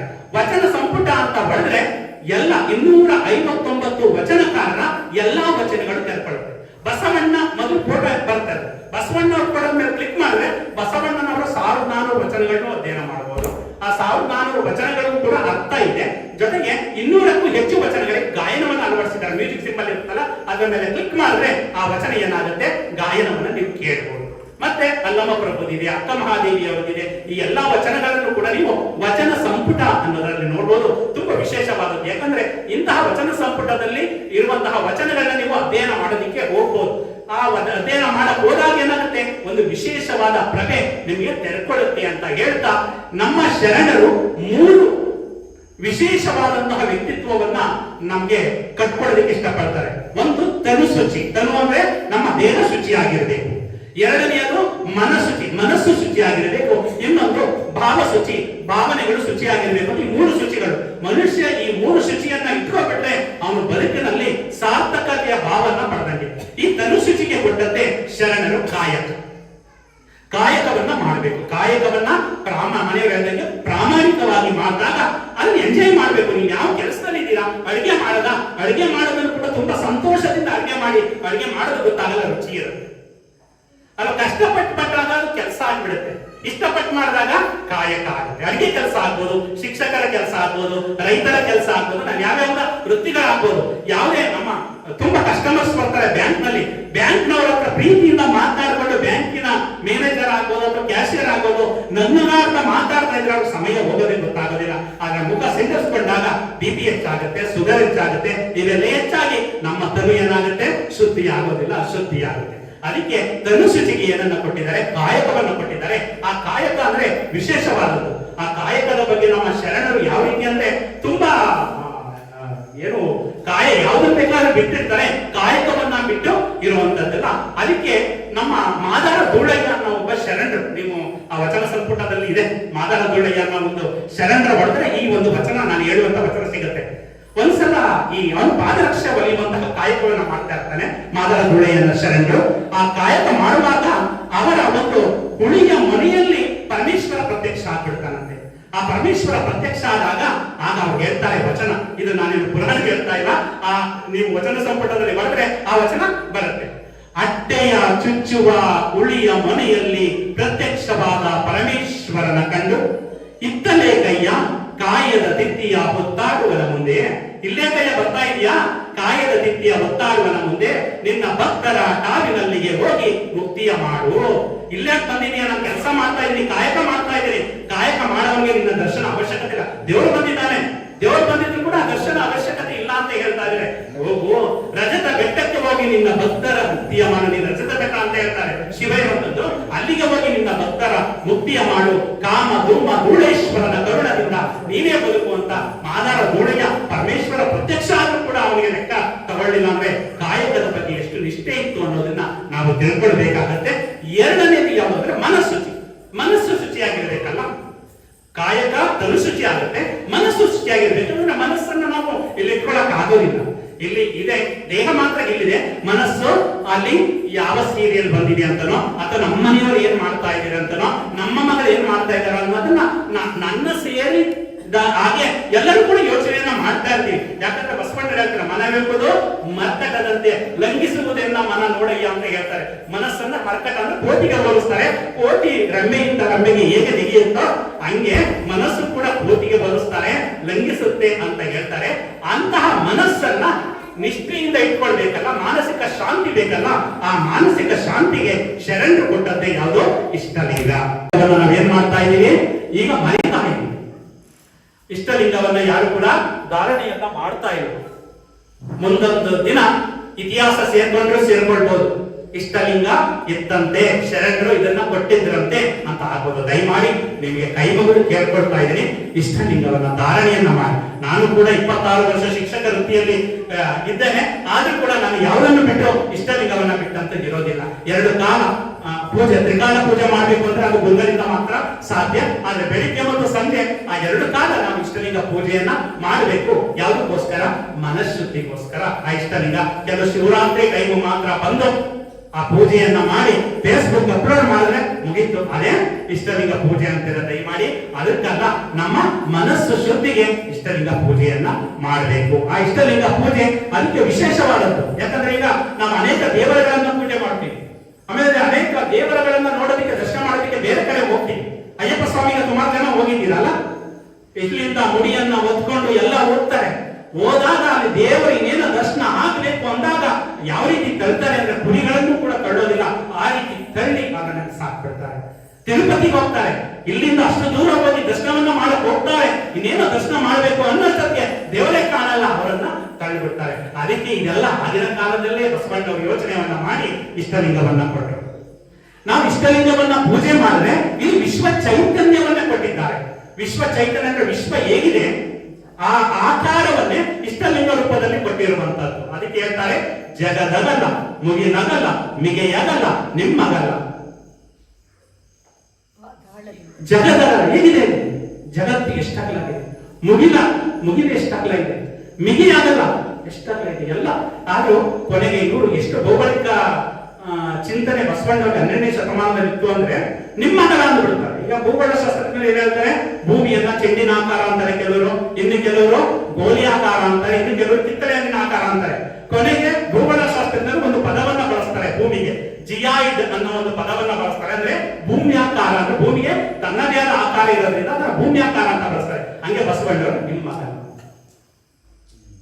ನೋಡಿ, ಎಂತಹ ಒಂದು ಅದ್ಭುತ ಅಂತದನ್ನ ನಮ್ಮ ಕರಸ್ಥಳಕ್ಕೆ ಕೊಟ್ಟಿದ್ದಾರೆ. ಅಂತಹ ಕರಸ್ಥಳಕ್ಕೆ ಕೊಟ್ಟಿರುವಂತಹ ಲಿಂಗವನ್ನ ಅಂದ್ರೆ ನಾವು ಪೂಜೆ ಮಾಡಿದಾಗ, ವಿಶ್ವ ಚೈತನ್ಯವನ್ನ ಪೂಜೆ ಮಾಡಿದಾಗ ನಾವು ಬೇರೆ ದೇವರನ್ನ ಪೂಜೆ ಮಾಡೋ ಅವಶ್ಯಕತೆ ಇಲ್ಲ. ಅದಕ್ಕೆ ಅವರು ಯಾವುದೇ ವಚನಗಳನ್ನ ಹೋದ್ರು ಬಹುದೇವತೋಪಾಸನೆಯನ್ನ ಯಾಕೆ ಖಂಡಿಸ್ತಾರೆ ಅಂದ್ರೆ ವಿಶ್ವವನ್ನೇ ನೀನು ಕೈ ಕೊಟ್ಟಿದ್ದೀನಲ್ಲಪ್ಪ, ಆ ವಿಶ್ವವನ್ನೇ ನೀನು ಪೂಜೆಯನ್ನ ಮಾಡದೆ ಬೇರೆ ಬೇರೆ ದೇವರುಗಳನ್ನ ನೀನು ಪೂಜೆ ಮಾಡ್ತಾ ಇದೆಯಲ್ಲ ಅಂತ ಅನೇಕ ವಚನಗಳಲ್ಲಿ ತುಂಡಾಗಿ ಖಂಡಿಸಿರೋದನ್ನ ನೀವು ವಚನಗಳನ್ನ ಓದಿದ್ರೆ ನೀವು ಅಧ್ಯಯನ ಮಾಡೋದು. ಆದುದರಿಂದ ಲಿಂಗಾಯತರಾದಂತವರು ದಯಮಾಡಿ ಆ ಒಂದು ಇಷ್ಟಲಿಂಗವನ್ನ ಪೂಜೆಯನ್ನ ಮಾಡಿ, ಇಷ್ಟಲಿಂಗ ಯೋಗವನ್ನ ಮಾಡಿ, ಅನಿಮಿಷ ದೃಷ್ಟಿಯಿಂದ ಲಿಂಗವನ್ನ ನೋಡಿ, ಆ ಲಿಂಗವನ್ನ ನೋಡಿದಾಗ ಅದು ಮಾನಸಿಕ ಶಾಂತಿ ಲಭಿಸುತ್ತೆ, ಮಾನಸಿಕವಾಗಿ ಶುದ್ಧಿ ಆಗುತ್ತೆ. ಇನ್ನು ಕೊನೆಯದು ಯಾವುದು? ತನು ಶುದ್ಧಿ ಆಯ್ತು, ಮನ ಶುದ್ಧಿ ಆಯ್ತು, ಇನ್ನೊಂದು ಭಾವ ಶುದ್ಧಿ. ಇವತ್ತು ನಮ್ಮ ಶಿವಕುಮಾರ್ ಅವರೆಲ್ಲ ಇವರು ದಾಸೋಹಿಗಳ ಶಿವಕುಮಾರ್ ಅವರೇನೋ ದಾಸೋಹವನ್ನ ಮಾಡ್ತಾ ಇದಾರಲ್ಲ, ಆ ದಾಸೋಹವನ್ನ ಏನಂತ ಕರಿತೀವಿ? ಭಾವಶುದ್ಧಿ. ನಮ್ ಕೊಟ್ಟದ್ದನ್ನ ಮನೆಯಲ್ಲ ದುಡಿದು ಉಂಡ್ರಿ, ಉಳಿದದ್ರಲ್ಲಿ ಸ್ವಲ್ಪ ಸಮಾಜಕ್ಕೆ ಕೊಡ್ರಿ ಅಂತ. 18ನೇ ಶತಮಾನದಲ್ಲಿ ಆಡಮ್ ಸ್ಮಿತ್ ಅನ್ನ ಏನ್ ಹೇಳ್ತಾನೆ? ಅರ್ಥಶಾಸ್ತ್ರ ಅಂದ್ರೆ ಸಂಪತ್ತನ್ನು ಅರಿಯುವ ಶಾಸ್ತ್ರ ಅಂತ ಹೇಳ್ತಾನೆ. ಆಗ 19ನೇ ಶತಮಾನದಲ್ಲಿ ಪ್ರೊಫೆಸರ್ ಮಾರ್ಷಲ್ ಬರ್ತಾನೆ, ಸಂಪತ್ತನ್ನು ಅರಿತರೆ ಸಾಕಾಗಲ್ಲ, ಆ ಸಂಪತ್ತು ಗಳಿಸಿದಂತಹ ಸಂಪತ್ತು ಮಾನವ ಜನಾಂಗಕ್ಕೆ ಬಳಕೆ ಆದ್ರೆ ಮಾತ್ರ ಅದನ್ನು ಸಂಪತ್ತು ಅಂತ ಕರೀತಾರೆ, ಅದನ್ನು ಅರ್ಥಶಾಸ್ತ್ರ ಅಂತ ಕರೀತಾರೆ ಅಂತ ಹೇಳ್ತಾರೆ. ಅಂದ್ರೆ ಅರ್ಥಶಾಸ್ತ್ರ ಅನ್ನೋ ಒಂದು ಇದಕ್ಕೆ ಅವರು ವ್ಯತ್ಯಾಸವನ್ನ ಮಾಡ್ತಾರೆ. ಆಡಮ್ ಸ್ಮಿತ್ 18ನೇ ಶತಮಾನದಲ್ಲಿ ಈ ಒಂದು ವಿಚಾರವನ್ನು ಹೇಳೋದ್ರಿಂದ ಅವನ್ನ ಅರ್ಥಶಾಸ್ತ್ರದ ಪಿತಾಮಹ ಅಂತ ಕರೀತಾರೆ. ಆದ್ರೆ ಬಸವಣ್ಣವರು 12ನೇ ಶತಮಾನದಲ್ಲಿ ದುಡಿದು ಉಂಡ್ರಿ, ಉಳಿದದ್ರಲ್ಲಿ ಸ್ವಲ್ಪ ಸಮಾಜಕ್ಕೆ ಕೊಡ್ರಿ ಅಂತ. ದುಡಿದು ಉಂಡ್ರಿ ಅಂದ್ರೆ ಕಾಯಕ, ಸಮಾಜಕ್ಕೆ ಕೊಡ್ರಿ ಅಂದ್ರೆ ದಾಸೋಹ. ಅಂದ್ರೆ ಎಂತಹ ಅರ್ಥ ಚಿಂತನೆ ಬಸವಣ್ಣವರಲ್ಲಿತ್ತು. ಹಂಗಾದ್ರೆ ನಿಜವಾದ ಅರ್ಥಶಾಸ್ತ್ರದ ಪಿತಾಮಹ ಯಾರಾಗ್ತಾರೆ? ಬಸವಣ್ಣನವರು. ಬಾಯಿಗೆ ಸ್ವಲ್ಪ ಬಸವಣ್ಣನವರು ಅಲ್ಲ, ಬಸವಣ್ಣ ಎದೆ ತಟ್ಟಿ ಹೇಳ್ಬೇಕು ನಮ್ಮ ಬಸವಣ್ಣವರು ಅಂತ. ಅಂತಹ ಬಸವಣ್ಣನವರು ಶ್ರೇಷ್ಠ ಅರ್ಥಶಾಸ್ತ್ರಜ್ಞರಾಗ್ತಾರೆ. ಇನ್ನು ವಿಶ್ವ ಸಂವಿಧಾನದ ಪಿತಾಮಹ ಯಾರನ್ನು ಕರಿತೀವಿ? ಭಾರತದ ಸಂವಿಧಾನದ ಪಿತಾಮಹ ಅಂತ ಡಾಕ್ಟರ್ ಬಿ ಆರ್ ಅಂಬೇಡ್ಕರ್ ಅವರನ್ನ ಕರಿತೀವಿ. ಈಗ ವಿಶ್ವ ಸಂವಿಧಾನದ ಪಿತಾಮಹ ಕ್ರೋಮಲ್ಲಿ ಒಳಗೆ ಯಾರು ಬರ್ತಾರೆ? ಜೇಮ್ಸ್ ಮ್ಯಾಡಿಸನ್ ಅಂತ ಬರ್ತಾರೆ ಸರ್. ಅಮೆರಿಕದ 4ನೇ ಅಧ್ಯಕ್ಷ ಜೇಮ್ಸ್ ಮ್ಯಾಡಿಸನ್ ಅಂತ ಬರ್ತಾರೆ. ಅವರು ಸಂವಿಧಾನದ ಬಗ್ಗೆ ಒಂದು 4 ಅಧ್ಯಾಯಗಳನ್ನು ಬರೀತಾರೆ ಅಂತ ಜೇಮ್ಸ್ ಮ್ಯಾಡಿಸನ್ ಅನ್ನ ವಿಶ್ವ ಸಂವಿಧಾನದ ಪಿತಾಮಹ ಅಂತಾರೆ. ಆದ್ರೆ ಅವ್ರು ಯಾವಾಗ? 19ನೇ ಶತಮಾನದಲ್ಲಿ. ಆದ್ರೆ ಬಸವಣ್ಣವರು ಎಷ್ಟರಲ್ಲಿದ್ದು? 12ನೇ ಶತಮಾನ. ಎಂತ ಸೂತ್ರವನ್ನ ಕೊಟ್ಟರು? ಸಪ್ತ ಸೂತ್ರಗಳ ವಚನ. ಕಳಬೇಡ, ಕೊಲಬೇಡ, ಮುಸಿಯ ನುಡಿಯಲು ಬೇಡ, ಮುನಿಯ ಬೇಡ, ಅನ್ಯರಿಗೆ ಅಸಹ್ಯ ಪಡಬೇಡ, ತನ್ನ ಬಣ್ಣಿಸಬೇಡ, ಇದರ ಅಡಿಯಲು ಬೇಡ, ಇದೇ ಅಂತರಂಗ ಶುದ್ಧಿ, ಇದೇ ಬಹಿರಂಗ ಶುದ್ಧಿ, ಇದೇ ನಮ್ಮ ಕೂಡಲ ಸಂಗಮ ದೇವರುಳಿಸುವ ಪರಿ. ಎಂಥ ವಚನವನ್ನ ಕೊಟ್ಟರು. ಈ ಸಪ್ತ ಸೂತ್ರಗಳಿಂದ ಇವತ್ತು ಸಂವಿಧಾನಕ್ಕೂ ಕೂಡ ಒಂದು ಪೂರಕವಾದಂತಹ ಮಾಹಿತಿ ಯಾವ್ದು ಬಂದಿದೆ ಅಂದ್ರೆ ಈ ವಚನದಿಂದ ಬಂದಿದೆ. ಈ ವಚನವನ್ನ ನಾನು ಹೇಳಿದಂತಹ ವಚನವನ್ನ ದೆಹಲಿಯಲ್ಲಿರುವಂತಹ ಸಂಸತ್ ಭವನದಲ್ಲೂ ಕೂಡ ಗೋಡೆಯಲ್ಲಿ ಏನಾಗಿದ್ದಾರೆ ಅದನ್ನ ಬರೆದಿದ್ದಾರೆ. ಅಂದ್ರೆ ಹಾಗಾದ್ರೆ ವಿಶ್ವದ ನಿಜವಾದ ಸಂವಿಧಾನದ ಪಿತಾಮಹ ಯಾರಾಗ್ತಾರೆ? ನಮ್ಮ ವಿಶ್ವಗುರು ಬಸವಣ್ಣವರು ಆಗ್ತಾರೆ ಅನ್ನೋದನ್ನ ಒಂದು ವಿಶೇಷವಾಗಿ, ಯಾಕಂದ್ರೆ ಬಸವಣ್ಣವರನ್ನ ನಾವು ಕಟ್ಟಾಕೊಂಡ್ಬಿಟ್ಟು ಬಸವಣ್ಣವರ ತತ್ವಗಳ ವಿಚಾರಗಳನ್ನ ಬೇರೆ ಬೇರೆ ಭಾಷೆಗೆ ತರ್ಜುಮೆಯನ್ನ ಮಾಡಿ ಈಗ 39 ಭಾಷೆಗೆ ನಮ್ಮ ಬೆಂಗಳೂರಿನ ಬಸವ ಸಮಿತಿ ಅಧ್ಯಕ್ಷರಾದಂತಹ ಅರವಿಂದ ಜತ್ತಿಯವರು ತರ್ಜುಮೆ ಮಾಡಿದ್ದಾರೆ. ಈಗ ವಿಶ್ವಕ್ಕೆ ತಲುಪ್ತಾ ಇದೆ. ಅವರೇನಾದ್ರೂ ವಚನಗಳನ್ನ ಚೆನ್ನಾಗಿ ಅಧ್ಯಯನ ಮಾಡಿಬಿಟ್ರೆ ಬಸವಣ್ಣವರು ಕೇವಲ ನಮ್ಮ ಕರ್ನಾಟಕದಲ್ಲಿ ಮಾತ್ರ ಅಲ್ಲ, ಭಾರತದಲ್ಲಿ ಮಾತ್ರವಲ್ಲ, ವಿಶ್ವದ ಸಾಂಸ್ಕೃತಿಕ ನಾಯಕ ಆಗುವಂತಹ ಕಾಲಘಟ್ಟ ಇನ್ನೇನು ಹತ್ತಿರದಲ್ಲಿದೆ ಅಂತ ಹೇಳ್ಬೋದು. ಅವರು ಒಂದೊಂದು ವಚನಗಳನ್ನು ಅಧ್ಯಯನ ಮಾಡ್ಕೊಂಡು ಹೋದ್ರೆ ಅದರ ಒಂದು ತತ್ವ ಇದೆಯಲ್ಲ, ಆ ತತ್ವ ಜಗದಗಲ ಮುಗಿಲಗಲ ಅಂತ ಹೇಳ್ಬೋದು ಅಂತ ಹೇಳ್ತಾ ಇನ್ನ ಕೆಲವೇ ನಿಮಿಷಗಳಲ್ಲಿ ನನ್ನ ವಿಚಾರಗಳನ್ನು ಹೇಳ್ತೇನೆ. ವಚನದಲ್ಲೇ ಕಥೆಗಳಿದೆ, ವಚನಗಳಲ್ಲೇ ಕಥೆಗಳಿದೆ. 4 ಸಾಲಿನ ವಚನದಲ್ಲಿ ಎಂತಹ ಕಥೆ ಅಳಕವಾಗಿದೆ ಅಂದ್ರೆ ಕಳ್ಳದಮ್ಮವಾಯಿತು. ಎಷ್ಟು ವಿಶೇಷವಾದ. ಹಾದರಕ್ಕೆ ಹೋದರೆ ಕಳ್ಳದಮ್ಮವಾಯಿತು, ಹಾಳು ಗೋಡೆಗೆ ಹೋದರೆ ಚೇಳುರಿತು, ಅಬ್ಬರವ ಕೇಳಿ ತಳವಾರ ಹುಟ್ಟೆ ಸೀರೆಯ ಸುರಿದ, ನಾಚಿ ಹೋದರೆ ಮನೆಯ ಗಂಡ ಬಾರನೆತ್ತಿದ, ಅರಸು ಕೂಡಲ ಸಂಗಮ ದೇವ ದಂಡವ ಕೊಂಡ. ಎಂತಹ ಅದ್ಭುತವಾದಂತಹ ವಚನ. ಇದರಲ್ಲಿ ಒಂದು ಕತೆ. ಏನ್ ಕತೆ ಇದೆ ಅಂದ್ರೆ, ಹಾದರಕ್ಕೆ ಹೋದರೆ ಕಳ್ಳದಮ್ಮ ಮದುವೆ ಆಗಿದೆ. ಒಬ್ರು ಮದುವೆ ಆಗಿದ್ರು ಕೂಡ ಒಬ್ಬ ಇನಿಯನನ್ನ ಕೂಡೋದಿಕ್ಕೆ ಆಳು ಗೋಡೆ ಅಂದ್ರೆ ಒಂದು ಹಳೆ ಮನೆ ಇದೆ, ಒಂದು ಆಳು ಗೋಡೆ ಇರುವಂತಹ ಮನೆಗೆ ಹೋಗ್ತಾರೆ. ಮನೆಗೆ ಹೋದಾಗ ಇನಿಯ ಕಾಯ್ಕೊಂಡಿದ್ದಾನೆ, ಇವಳು ಹೋಗ್ತಾರೆ. ಹೋಗಿ ಅದು ಆಳು ಗೋಡೆ ಎಂದು ಗೋಡೆಯನ್ನು ಮುರಿದೋಗಿದೆ. ಆ ಗೋಡೆಯ ಒಳಗೆ ಒಂದು ಚೇರು ಸೇರ್ಕೊಂಡ್ಬಂದಿರುತ್ತೆ. ಆಧಾರಕ್ಕೆ ಹೋದರೆ ಕಳ್ಳದ, ಇಳಿದ ಹೋದ್ರೆ ನಾಣ್ಯ, ಕಳ್ಳದಮ್ಮ ಅಂದ್ರೆ ಕಳ್ಳ ನಾಣ್ಯ ಅಂತ. ನಾವು ಆ ರೀತಿ ಕೆಟ್ಟ ಕೆಲಸಕ್ಕೆ ಹೋದ್ರೆ ಇಳಿದ ಹೋದ ನಾಣ್ಯ ಹಾಕ್ತೀವಿ ಅಂತ. ಹಾಳು ಗೋಡೆಗೆ ಹೋದರೆ ಚೇಳು ಇತ್ತು. ಆ ಹಾಳು ಗೋಡೆ ಹತ್ರ ಹೋಗ್ತಾರೆ. ಹೋದಾಗ ಚೇಳು ಏನ್ ಮಾಡುತ್ತೆ? ಕಚ್ಚಿ ಬಿಡುತ್ತೆ. ಕಚ್ಚಿದಾಗ ಚೇಳು ಕಚ್ಚಿದಾಗ ಎಷ್ಟು ನೋವಾಗುತ್ತೆ ಅಂತ ನಿಮ್ಗೆ ಗೊತ್ತು. ಆ ಚೇಳು ಕಚ್ಚಿದಾಗ ಅವಳು ಬಾಯಿಯನ್ನ ಬಿಡ್ತಾಳೆ, ಜೋರಾಗಿ ಬಾಯಿಯನ್ನ ಬಿಟ್ಟಾಗ ಆ ಹಿಂಗೆ ಓಡಿ ಹೋಗ್ಬಿಡ್ತಾಳೆ. ಓಡಿ ಹೋದಾಗ ಈ ಅಬ್ಬರವ ಕೇಳಿ ತಡವಾರ ಬರ್ತಾನೆ. ಆ ಕಾಯ್ತಾ ಇರ್ತದಲ್ಲ ಆ ರಾಜ್ಯನ ತಡವಾರ ಬರ್ತಾನೆ. ಅಲ್ಲಿ ನೋಡಿದ್ರೆ ಇವಳು ಒಡವೆ ಹಾಕೊಂಡು ನಿಂತಿದ್ದಾಳೆ. ಆಗ ಕೊಡು ಒಡವೆನ ಅಂತ ಹೇಳ್ತಾನೆ. ಇಲ್ಲ ಒಡವೆ ಕೊಡಲ್ಲ ಅಂದಾಗ ಅವನೇನ್ ಮಾಡ್ತಾನೆ, ಅವಳು ಹುಟ್ಟಿರುವಂತಹ ಸೀರೆಯನ್ನೇ ತಗೋತಾನೆ. ತಳವಾರ ಹುಟ್ಟ ಸೀರೆಯ ಸುಲಿದ, ಆ ಹುಟ್ಟಿರುವಂತಹ ಸೀರೆಗೆ ಅಡ್ಕೊಂಡ್ಬಿಡ್ತಾನೆ. ಆಗ ಅವಳಿಗೆ ನಾಚಿಕೆ ಆಗ್ಬಿಡುತ್ತೆ. ನಾಚಿಕೆಯಿಂದ ಎಲ್ಲಿಗೆ ಹೋಗ್ತಾಳೆ, ಮನೆಗೆ ಹೋಗ್ತಾಳೆ. ನಾಚಿ ಹೋದರೆ ಮನೆಯ ಗಂಡ ಬೆನ್ನ ಪಾರನೆತ್ತಿದ. ಆಗ ಗಂಡ ಬಿಡ್ತಾನ, ಇವಳು ಎಲ್ಲೋ ಕೆಟ್ಟ ಕೆಲಸಕ್ಕೆ ಹೋಗಿದ್ದಾಳೆ, ಈ ರೀತಿ ಮಾಡ್ತಾ ಬಂದಿದ್ದಾಳೆ ಅಂದ್ರೆ ಏನ್ ಮಾಡ್ತಾನೆ, ಬಾರಕೋಲನ್ನ ತಕೊಂಡು ಏನ್ ಮಾಡ್ತಾನೆ, ಬಾರಿಸ್ತಾನೆ. ಇದು ಇವೆಲ್ಲ ವಚನ. ಬೆನ್ನ ಬಾರನೆತ್ತಿದ. ಈ ವಿಷಯ ಎಲ್ಲ ರಾಜನು ಗೊತ್ತಾಗುತ್ತೆ. ಅರಸು ಕೂಡದ ಸಂಗಮನೇವ ದಂಡವ ಕೊಂಡ. ಆಗ ಅರಸನ ಹತ್ರ ಹೋಗ್ತಾರೆ. ಅರಸು ಏನ್ ಮಾಡ್ತಾನೆ, ಇವರಿಗೆ ದಂಡವನ್ನ ಅಂದ್ರೆ ಫೈನ್ ಅನ್ನ, ಶಿಕ್ಷೆಯನ್ನ ವಿಧಿಸ್ತಾನೆ. ನೋಡಿ, ವಚನಗಳನ್ನ ಅಧ್ಯಯನ ಮಾಡಿದ್ರೆ ನಾವು ಯಾವುದೇ ಕೆಟ್ಟ ಕೆಲಸವನ್ನ ಮಾಡದಂತೆ ನಮ್ಮನ್ನು ಏನ್ ಮಾಡ್ತೇವೆ, ವಿಶೇಷವಾದಂತಹ ಒಂದು ಪ್ರಭೆಗೆ, ವಿಶೇಷವಾದಂತಹ ಒಂದು ವ್ಯಕ್ತಿತ್ವವನ್ನ ರೂಪಿಸಿಕೊಳ್ಳೋದಿಕ್ಕೆ ನಮ್ಗೆ ರೂಢಿಸುತ್ತೆ. ಆದುದರಿಂದ ವಚನ ಸಾಹಿತ್ಯವನ್ನ ಅಧ್ಯಯನ ಮಾಡಿ ಅಂತಹ ಸದ್ಗುರು ಆಗಿದ್ದಂತವ್ರೆ ಬಸವಣ್ಣನವರು, ಅಂತಹ ಸದ್ಗುರುಗಳೇ ಆಗಿದ್ದಂತವ್ರೆ ನಮ್ಮ ರಾಜೇಂದ್ರ ಸ್ವಾಮಿಗಳವರು, ಅಂತಹ ಸದ್ಗುರುಗಳನ್ನು ಕೂಡ ನಾವಿಲ್ಲಿ ಕಾಣಬಹುದು. ಪ್ರಪಂಚದ ಪ್ರೇಮ ಕಡಿಮೆ ಆಗ್ಬೋದು, ಆದ್ರೆ ಸದ್ಗುರುವಿನ ಪ್ರೇಮ ಯಾವತ್ತಿಗೂ ಕೂಡ ಕಡಿಮೆ ಆಗೋದಿಲ್ಲ. ಯಾಕಂದ್ರೆ ಆ ಗುರುಗಳು ಬಸವಣ್ಣನವರು ಯಾಕೆ ಇನ್ನೂ ಕೂಡ 21ನೇ ಶತಮಾನ 900 ವರ್ಷ ಕಳೆದು ಕೂಡ ನೆನಪಾಗ್ತಾರೆ ಅಂದ್ರೆ ಅವರ ತಲೆಯಲ್ಲಿ ಸದ್ವಿಚಾರ ಇತ್ತು, ಎದೆಯಲ್ಲಿ ಸದ್ಭಾವ ಇತ್ತು, ಕೈಯಲ್ಲಿ ಸತ್ಕಾರ್ಯ ಇತ್ತು, ಬಾಯಲ್ಲಿ ಸವಿ ಮಾತಿತ್ತು. ಆದುದರಿಂದ ಆ ಬಾಯಲ್ಲಿ ಸವಿ ಮಾತು ಇದ್ದರಿಂದ ಅವರು ಹೇಳುವಂತಹ ಪ್ರತಿ ವಚನಗಳು ಕೂಡ ನಮ್ಮನ್ನ ಒಂದು ವಿಶೇಷವಾದಂತಹ ವ್ಯಕ್ತಿತ್ವವನ್ನ ರೂಪಿಸಿಕೊಳ್ಳೋದಿಕ್ಕೆ ನಮ್ಗೆ ಸಹಕಾರಿ ಆಗ್ತಾ ಇದೆ. ಅಂತಹ ಸಹಕಾರಿ ಆಗಿರುವಂತಹ ವಚನಗಳನ್ನ ನಾವು ಅಧ್ಯಯನ ಮಾಡೋಣ ಅಂತ ಹೇಳ್ತಾ, ಇವತ್ತು ನಮ್ಮ ತೊರೆನೂರು ಮಠದಲ್ಲಿ ಒಂದು ವಿಶೇಷವಾದಂತಹ ಕಾರ್ಯಕ್ರಮ. ಯಾಕೆ ಈ ಗುರುಗಳು ನಮ್ಮೆಲ್ಲರನ್ನು ಕೂಡ ಇಂತಹ ಒಂದು ಅಜ್ಞಾನದಲ್ಲಿರುವಂತವನ್ನ ಜ್ಞಾನದ ಮಾರ್ಗದ ಕಡೆಗೆ ತೆಗೆದುಕೊಂಡು ಹೋಗೋದಕ್ಕೆ ಹುಣ್ಣಿಮೆ ಕಾರ್ಯಕ್ರಮಗಳು ತುಂಬಾ ಪ್ರಯೋಜನಕಾರಿಯಾಗಿದೆ. ಆ ಪ್ರಯೋಜನಕಾರಿ ಹೇಗಿದೆ ಅಂದ್ರೆ, ಎಂತಹ ಕೆಟ್ಟವರು ಬಂದ್ರು ಕೂಡ ಅಪ್ಕೊಳ್ಬೇಕು, ಒಳ್ಳೆಯವರು ಬಂದ್ರು ಕೂಡ ಅಪ್ಕೊಳ್ಬೇಕು. ಅದೇ ಗುರುಗಳ ಲಕ್ಷಣ. ಕೆಟ್ಟವರು ಕೂಡ ಒಳ್ಳೆಯವರನ್ನ ಮಾಡುವಂತಹ ಶಕ್ತಿ ಯಾರಿಗಿದೆ ಅಂದ್ರೆ ಗುರುಗಳಿಗಿದೆ. ಅದಕ್ಕೆ ಒಂದು ಸಣ್ಣ ದೃಷ್ಟಾಂತ ಅಂದ್ರೆ, ಗೌತಮ ಬುದ್ಧನ ಶಿಷ್ಯ ಉಪಗುಪ್ತ ಅಂತ ಇರ್ತಾನೆ. ಆ ಉಪಗುಪ್ತ ಮಹಾರಾಜ ಆಗಿದ್ದವನು. ಗೌತಮ ಬುದ್ಧನ ಒಂದು ತತ್ವಕ್ಕೆ ಮಾರು ಹೋಗಿ ಏನಾಗ್ತಾನೆ, ಅವನು ಕೂಡ ಭಿಕ್ಷುಕನಾಗ್ಬಿಡ್ತಾನೆ, ಬೌದ್ಧ ಭಿಕ್ಷು ಆಗ್ತಾನೆ. ಆಗ ಅವರಿಗೆ ಏನೋ ಒಂದು ಪಾತ್ರೆ, ಭಿಕ್ಷಾ ಪಾತ್ರೆಯನ್ನ ಕೊಡ್ತಾರೆ. ಭಿಕ್ಷಾ ಪಾತ್ರೆಯನ್ನ ತೆಗೆದುಕೊಂಡು ಊರೂರಿನಲ್ಲಿ ಭಿಕ್ಷೆ ಬೇಡಕ್ಕೆ ಹೋಗ್ತಾನೆ. ಹಂಗೆ ಒಂದು ಪಟ್ಟಣದಲ್ಲಿ ಒಬ್ಬ ನರ್ತಕಿಯ ಮನೆಗೆ ಭಿಕ್ಷೆಯನ್ನ ಬೇಡಲಿಕ್ಕೆ ಬರ್ತಾನೆ.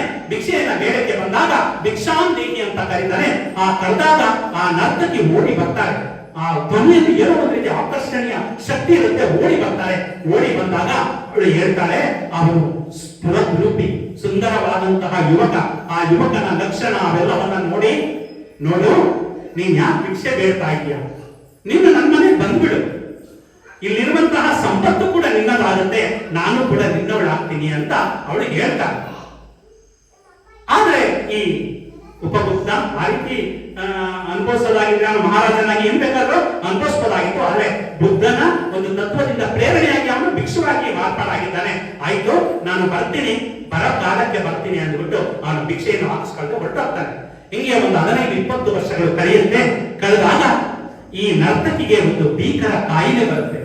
ಕಾಯಿಲೆ ಬಂದಾಗ ಊರಿನವರೆಲ್ಲ ಅವರಲ್ಲಿ ಇದ್ದಂತಹ ಎಲ್ಲಾ ಸಂಪತ್ತನ್ನ ಕಿತ್ತುಕೊಂಡು ಊರಿಂದ ಹೊರಗಡೆ ಒಂದು ಓಣಿಗೆ ಹಾಕ್ಬಿಡ್ತಾರೆ. ಅವಳಿಗೆ ನೀರನ್ನು ಕೊಡಲ್ಲ, ಊಟವನ್ನು ಕೊಡಲ್ಲ. ಒಂದು ಅವಳು ನೋವಿನಿಂದ ಆರ್ತನಾದವನ್ನ ಮಾಡ್ತಾ ಇದ್ದಾಳೆ. ದಾಹ ಊಟ, ದಾಹ ಊಟ ಅಂತ ಕರೀತಾ ಇದ್ದಾರೆ. ಅದೇ ಮಾರ್ಗವಾಗಿ ಉಪಗುಪ್ತ ಬರ್ತಾ ಇದ್ದಾನೆ. ಉಪಗುಪ್ತ ಬರೋನು ಆ ಒಂದು ಆರ್ತನಾದವನ್ನ ಕೇಳ್ತಾನೆ. ಯಾವುದೋ ಒಂದು ಧ್ವನಿ ಕೇಳಿಸ್ತಾ ಇದೆಯಲ್ಲ ಅಂತ ಹೋಗಿ ಏನ್ ಮಾಡ್ತಾನೆ, ಆ ನರ್ತಕಿ ಇದ್ಲಲ್ಲ ಆ ಜಾಗಕ್ಕೆ ಹೋಗ್ತಾನೆ. ಹೋದಾಗ ಅವಳನ್ನ ಎತ್ತನೆ ಮೇಲಕ್ಕೆ ಎತ್ತಿ ತಲೆಯನ್ನ ಸಾರುತ್ತಾನೆ, ಬೆನ್ನನ್ನ ಸಾರುತ್ತಾನೆ. ಆಗ ಸಾವುರುಗಟ್ಟು ಅವಳಿಗೆ ನೀರನ್ನ ಕೊಡಿಸ್ತಾನೆ. ಆ ಭಿಕ್ಷೆಯಿಂದ ತಂದಿದ್ದಂತಹ ದಾಸೋಹ ಅಂದ್ರೆ ಆ ಪ್ರಸಾದವನ್ನ ಅವಳಿಗೆ ಉಣ್ಣಿಸಿದಾಗ ಅವಳಿಗೆ ಸಂತೃಪ್ತಿ ಆಗುತ್ತೆ. ಕಣ್ಣು ಬಿಟ್ಟು ನೋಡ್ತಾಳೆ. ನೋಡಿದಾಗ 20 ವರ್ಷಗಳಲ್ಲಿ ಹಿಂದೆ ನೋಡಿದಂತಹ ಆ ಉಪಗುಪ್ತನ ಯೌವನದ ಒಂದು ಕಲೆ, ಯೌವನದ ಒಂದು ಲಕ್ಷಣ, ಯೌವನದ ಒಂದು ಪ್ರಭೆ ಅವಳ ಕಣ್ಣಿಗೆ ಬರುತ್ತೆ. ಅಲ್ಲ, ನಾನು 20 ವರ್ಷಗಳ ಹಿಂದೆ ನಿನ್ನನ್ನ ಕರೆದಿದ್ದೆ, ಆಗ ನನ್ನ ಹತ್ರ ಎಲ್ಲ ಇತ್ತು, ಎಲ್ಲ ಇದ್ದಾಗ ನೀನು ಬರಲಿಲ್ಲ, ಈಗ ನಾನು ಎಲ್ಲವನ್ನು ಕಳ್ಕೊಂಡಿದ್ದೇನೆ, ಕಳ್ಕೊಂಡಾಗ ಬಂದಿದೆಯಲ್ಲ ನಿಮ್ಗೆ ಏನು ಪ್ರಯೋಜನ ಸಿಕ್ತು ಅಂದಾಗ ಆಗ ಅವನು ಹೇಳ್ತಾನೆ ಒಂದು ಮಾತು, ಎಲ್ಲ ಇದ್ದಾಗ ಬರುವಂತವನು ಗುರು ಅಲ್ಲ, ಎಲ್ಲವನ್ನು ಕಳೆದುಕೊಂಡು ಬೀದಿಗೆ ಬಿದ್ದಾಗ ಅವನನ್ನ ಎತ್ತಲಿಕ್ಕೆ ಬರ್ತಾನಲ್ಲ ಅವನು ನಿಜವಾದ ಗುರು ಅಂತ. ಇದಂತಹ ಅನೇಕ ವಿದ್ಯಾರ್ಥಿಗಳನ್ನ ಎತ್ತಿದವರು ನಮ್ಮ ರಾಜೇಂದ್ರ ಮಹಾಸ್ವಾಮಿಗಳು. ಅದಕ್ಕೆ ವಿಶೇಷವಾದಂತಹ ಇದು ಅಂದ್ರೆ ಪುಟ್ಟ ಬುದ್ಧಿಯವರು ಕೇಳಿರ್ಬೋದು, ಇಲ್ಲಿರುವಂತಹ ಹಿರಿಯವರು ನಮ್ಮ ಮೈಸೂರಲ್ಲಿ ಜಿಲ್ಲಾ ಪರಿಷತ್ ಜಿಲ್ಲಾ ಪಂಚಾಯತ್ ಅಧ್ಯಕ್ಷರಾಗಿದ್ದರು ಅವರು. ಅವ್ರಿಗೆ ಮೊನ್ನೆ ಅವರ ಮನೆಗೆ ಹೋಗಿದ್ದೆ ಒಂದ್ಸಲ. ನಮ್ಮ ಯೂಟ್ಯೂಬ್ ಅಲ್ಲಿ ನಮ್ಮ ಎಲ್ಲಾ ಕಾರ್ಯಕ್ರಮಗಳು ಮತ್ತು ಎಲ್ಲೇ ಒಂದು ಉಪನ್ಯಾಸಕ್ಕೆ ಹೋದ್ರು ಕೂಡ ಒಂದು ವಿಡಿಯೋನ ಹಾಕಿ ಒಂದು ಹಂಚಿಕೊಳ್ಳೋದು ನನ್ನ ಇದು. ಅದನ್ನ ಯೂಟ್ಯೂಬ್ ಅಲ್ಲಿ ನೋಡ್ಬಿಟ್ಟು ಆಗಾಗ ವಾರಕ್ಕೆ ಒಂದ್ಸಲ ಕಾಲ್ ಮಾಡ್ತಾ ಇರ್ತಾರೆ. ಒಂದ್ಸಲ ಮನೆಗೆ ಬನ್ನಿ ನಿಮ್ ಜೊತೆ ಮಾತನಾಡ್ಬೇಕು ಅಂದ್ರು. ಮಾತನಾಡಿದಾಗ ರಾಜೇಂದ್ರ ಸ್ವಾಮಿಗಳ ವಿಚಾರ ಬಂತು. SSLC ಫೇಲ್ ಆಗ್ಬಿಟ್ಟಿರ್ತಾರೆ ಅವರು, ಫೇಲ್ ಆಗಿ 1 ನಂಬರಿಂದ. ಆಗ ಯಾರಿಗೆ ವಿದ್ಯಾರ್ಥಿ ನಿಲಯವನ್ನ ಕೊಡ್ತಾ ಇರ್ತಾರೆ, ಯಾರು ಪಾಸ್ ಆಗಿ ಮುಂದಕ್ಕೆ ಹೋಗ್ತಾ ಇರ್ತಾರೆ ಅವ್ರಿಗೆ ಮಾತ್ರ ವಿದ್ಯಾರ್ಥಿ ನಿಲಯವನ್ನ ಕೊಡ್ತಾ ಇರ್ತಾರೆ, ಬೇರೆಯವ್ರಿಗೆ ಕೊಡೋದಿಲ್ಲ. ಆಗ ಇವರು 3 ದಿನ 4 ದಿನ ರಾಜೇಂದ್ರ ಸ್ವಾಮಿಗಳ ಹತ್ರ ಹೋಗ್ತಾರಂತೆ.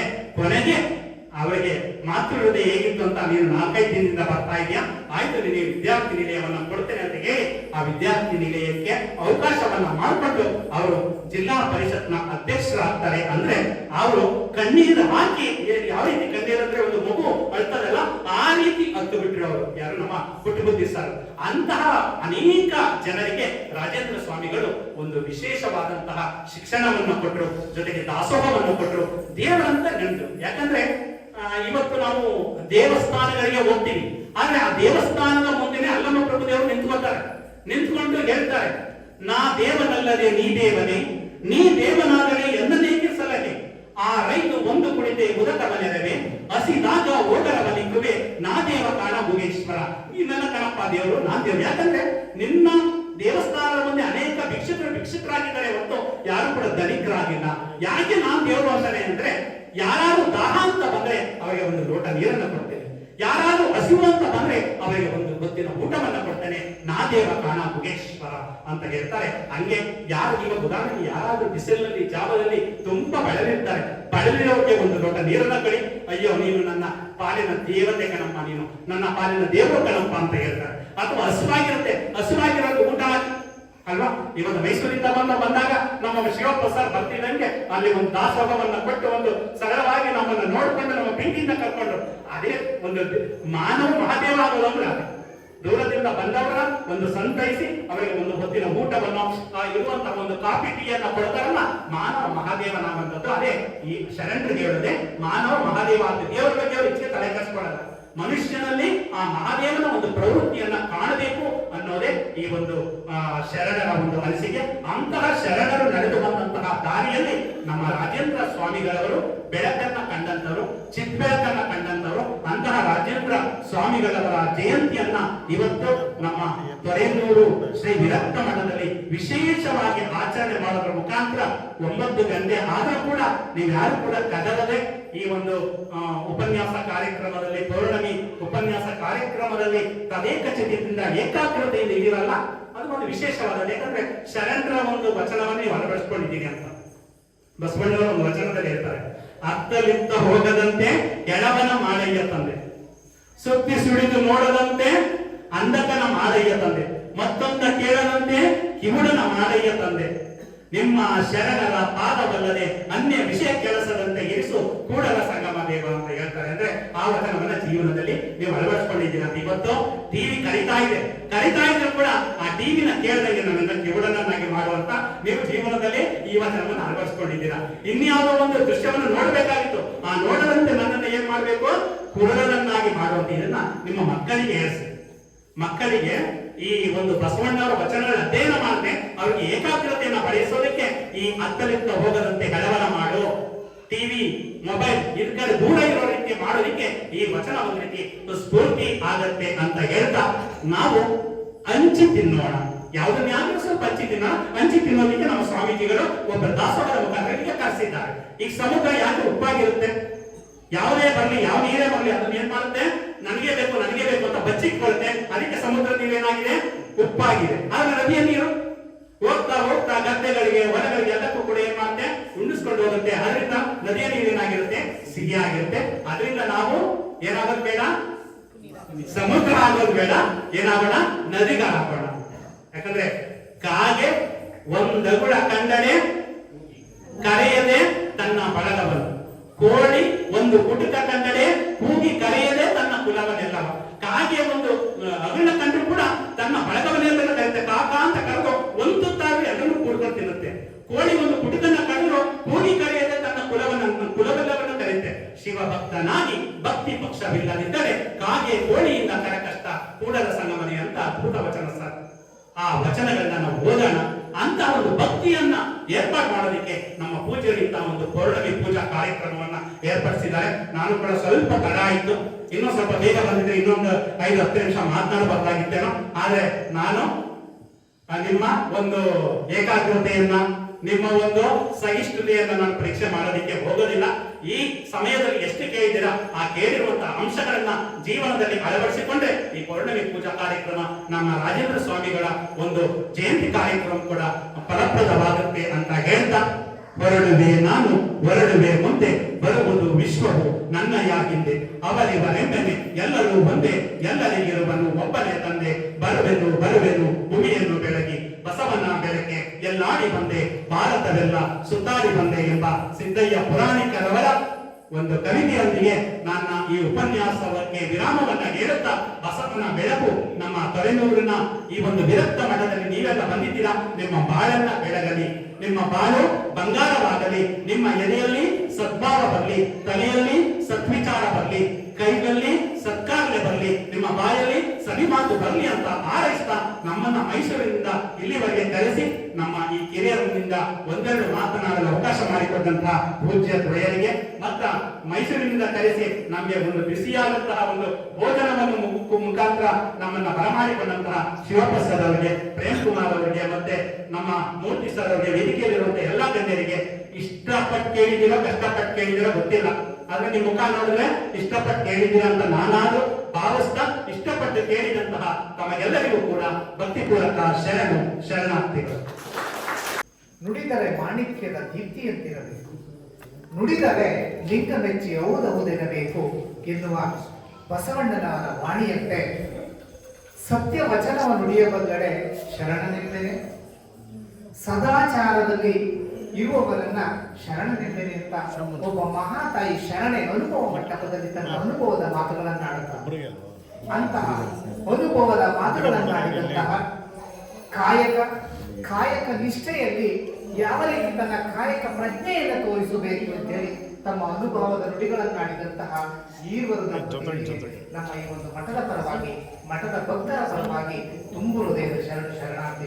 ಹೊರಡುವೆ ನಾನು ಹೊರಡುವೆ ಮುಂದೆ, ಬರುವುದು ವಿಶ್ವವು ನನ್ನಯ ಹಿಂದೆ, ಅವರಿವರೆಂಬೆನೆ ಎಲ್ಲರೂ ಒಂದೇ, ಎಲ್ಲರಿಗಿರುವನು ಒಬ್ಬನೇ ತಂದೆ, ಬರುವೇನು ಬರುವೇನು ಭುವಿಯನ್ನು ಬೆಳಗಿ, ಬರುವೇನು ಬಂದೇ ಬರುವೇನು, ಬಸವನ ಬೆಳಕೆ ಎಲ್ಲಾಡಿ ಬಂದೆ, ವಿಶ್ವವೆಲ್ಲವೂ ನನ್ನದೇ ಎಂದೆ, ಬಸವನ ಬೆಳಕೆ ಎಲ್ಲಾಡಿ ಬಂದೆ, ವಿಶ್ವವೆಲ್ಲವೂ ನನ್ನದೇ ಎಂದೆ, ಬರುವೇನು ಬಂದೆ ಬರುವೇನು, ಬರುವೇನು ಬಂದೆ ಬರುವೇನು, ಬರುವೇನು ಬಂದೆ ಬರುವೇನು,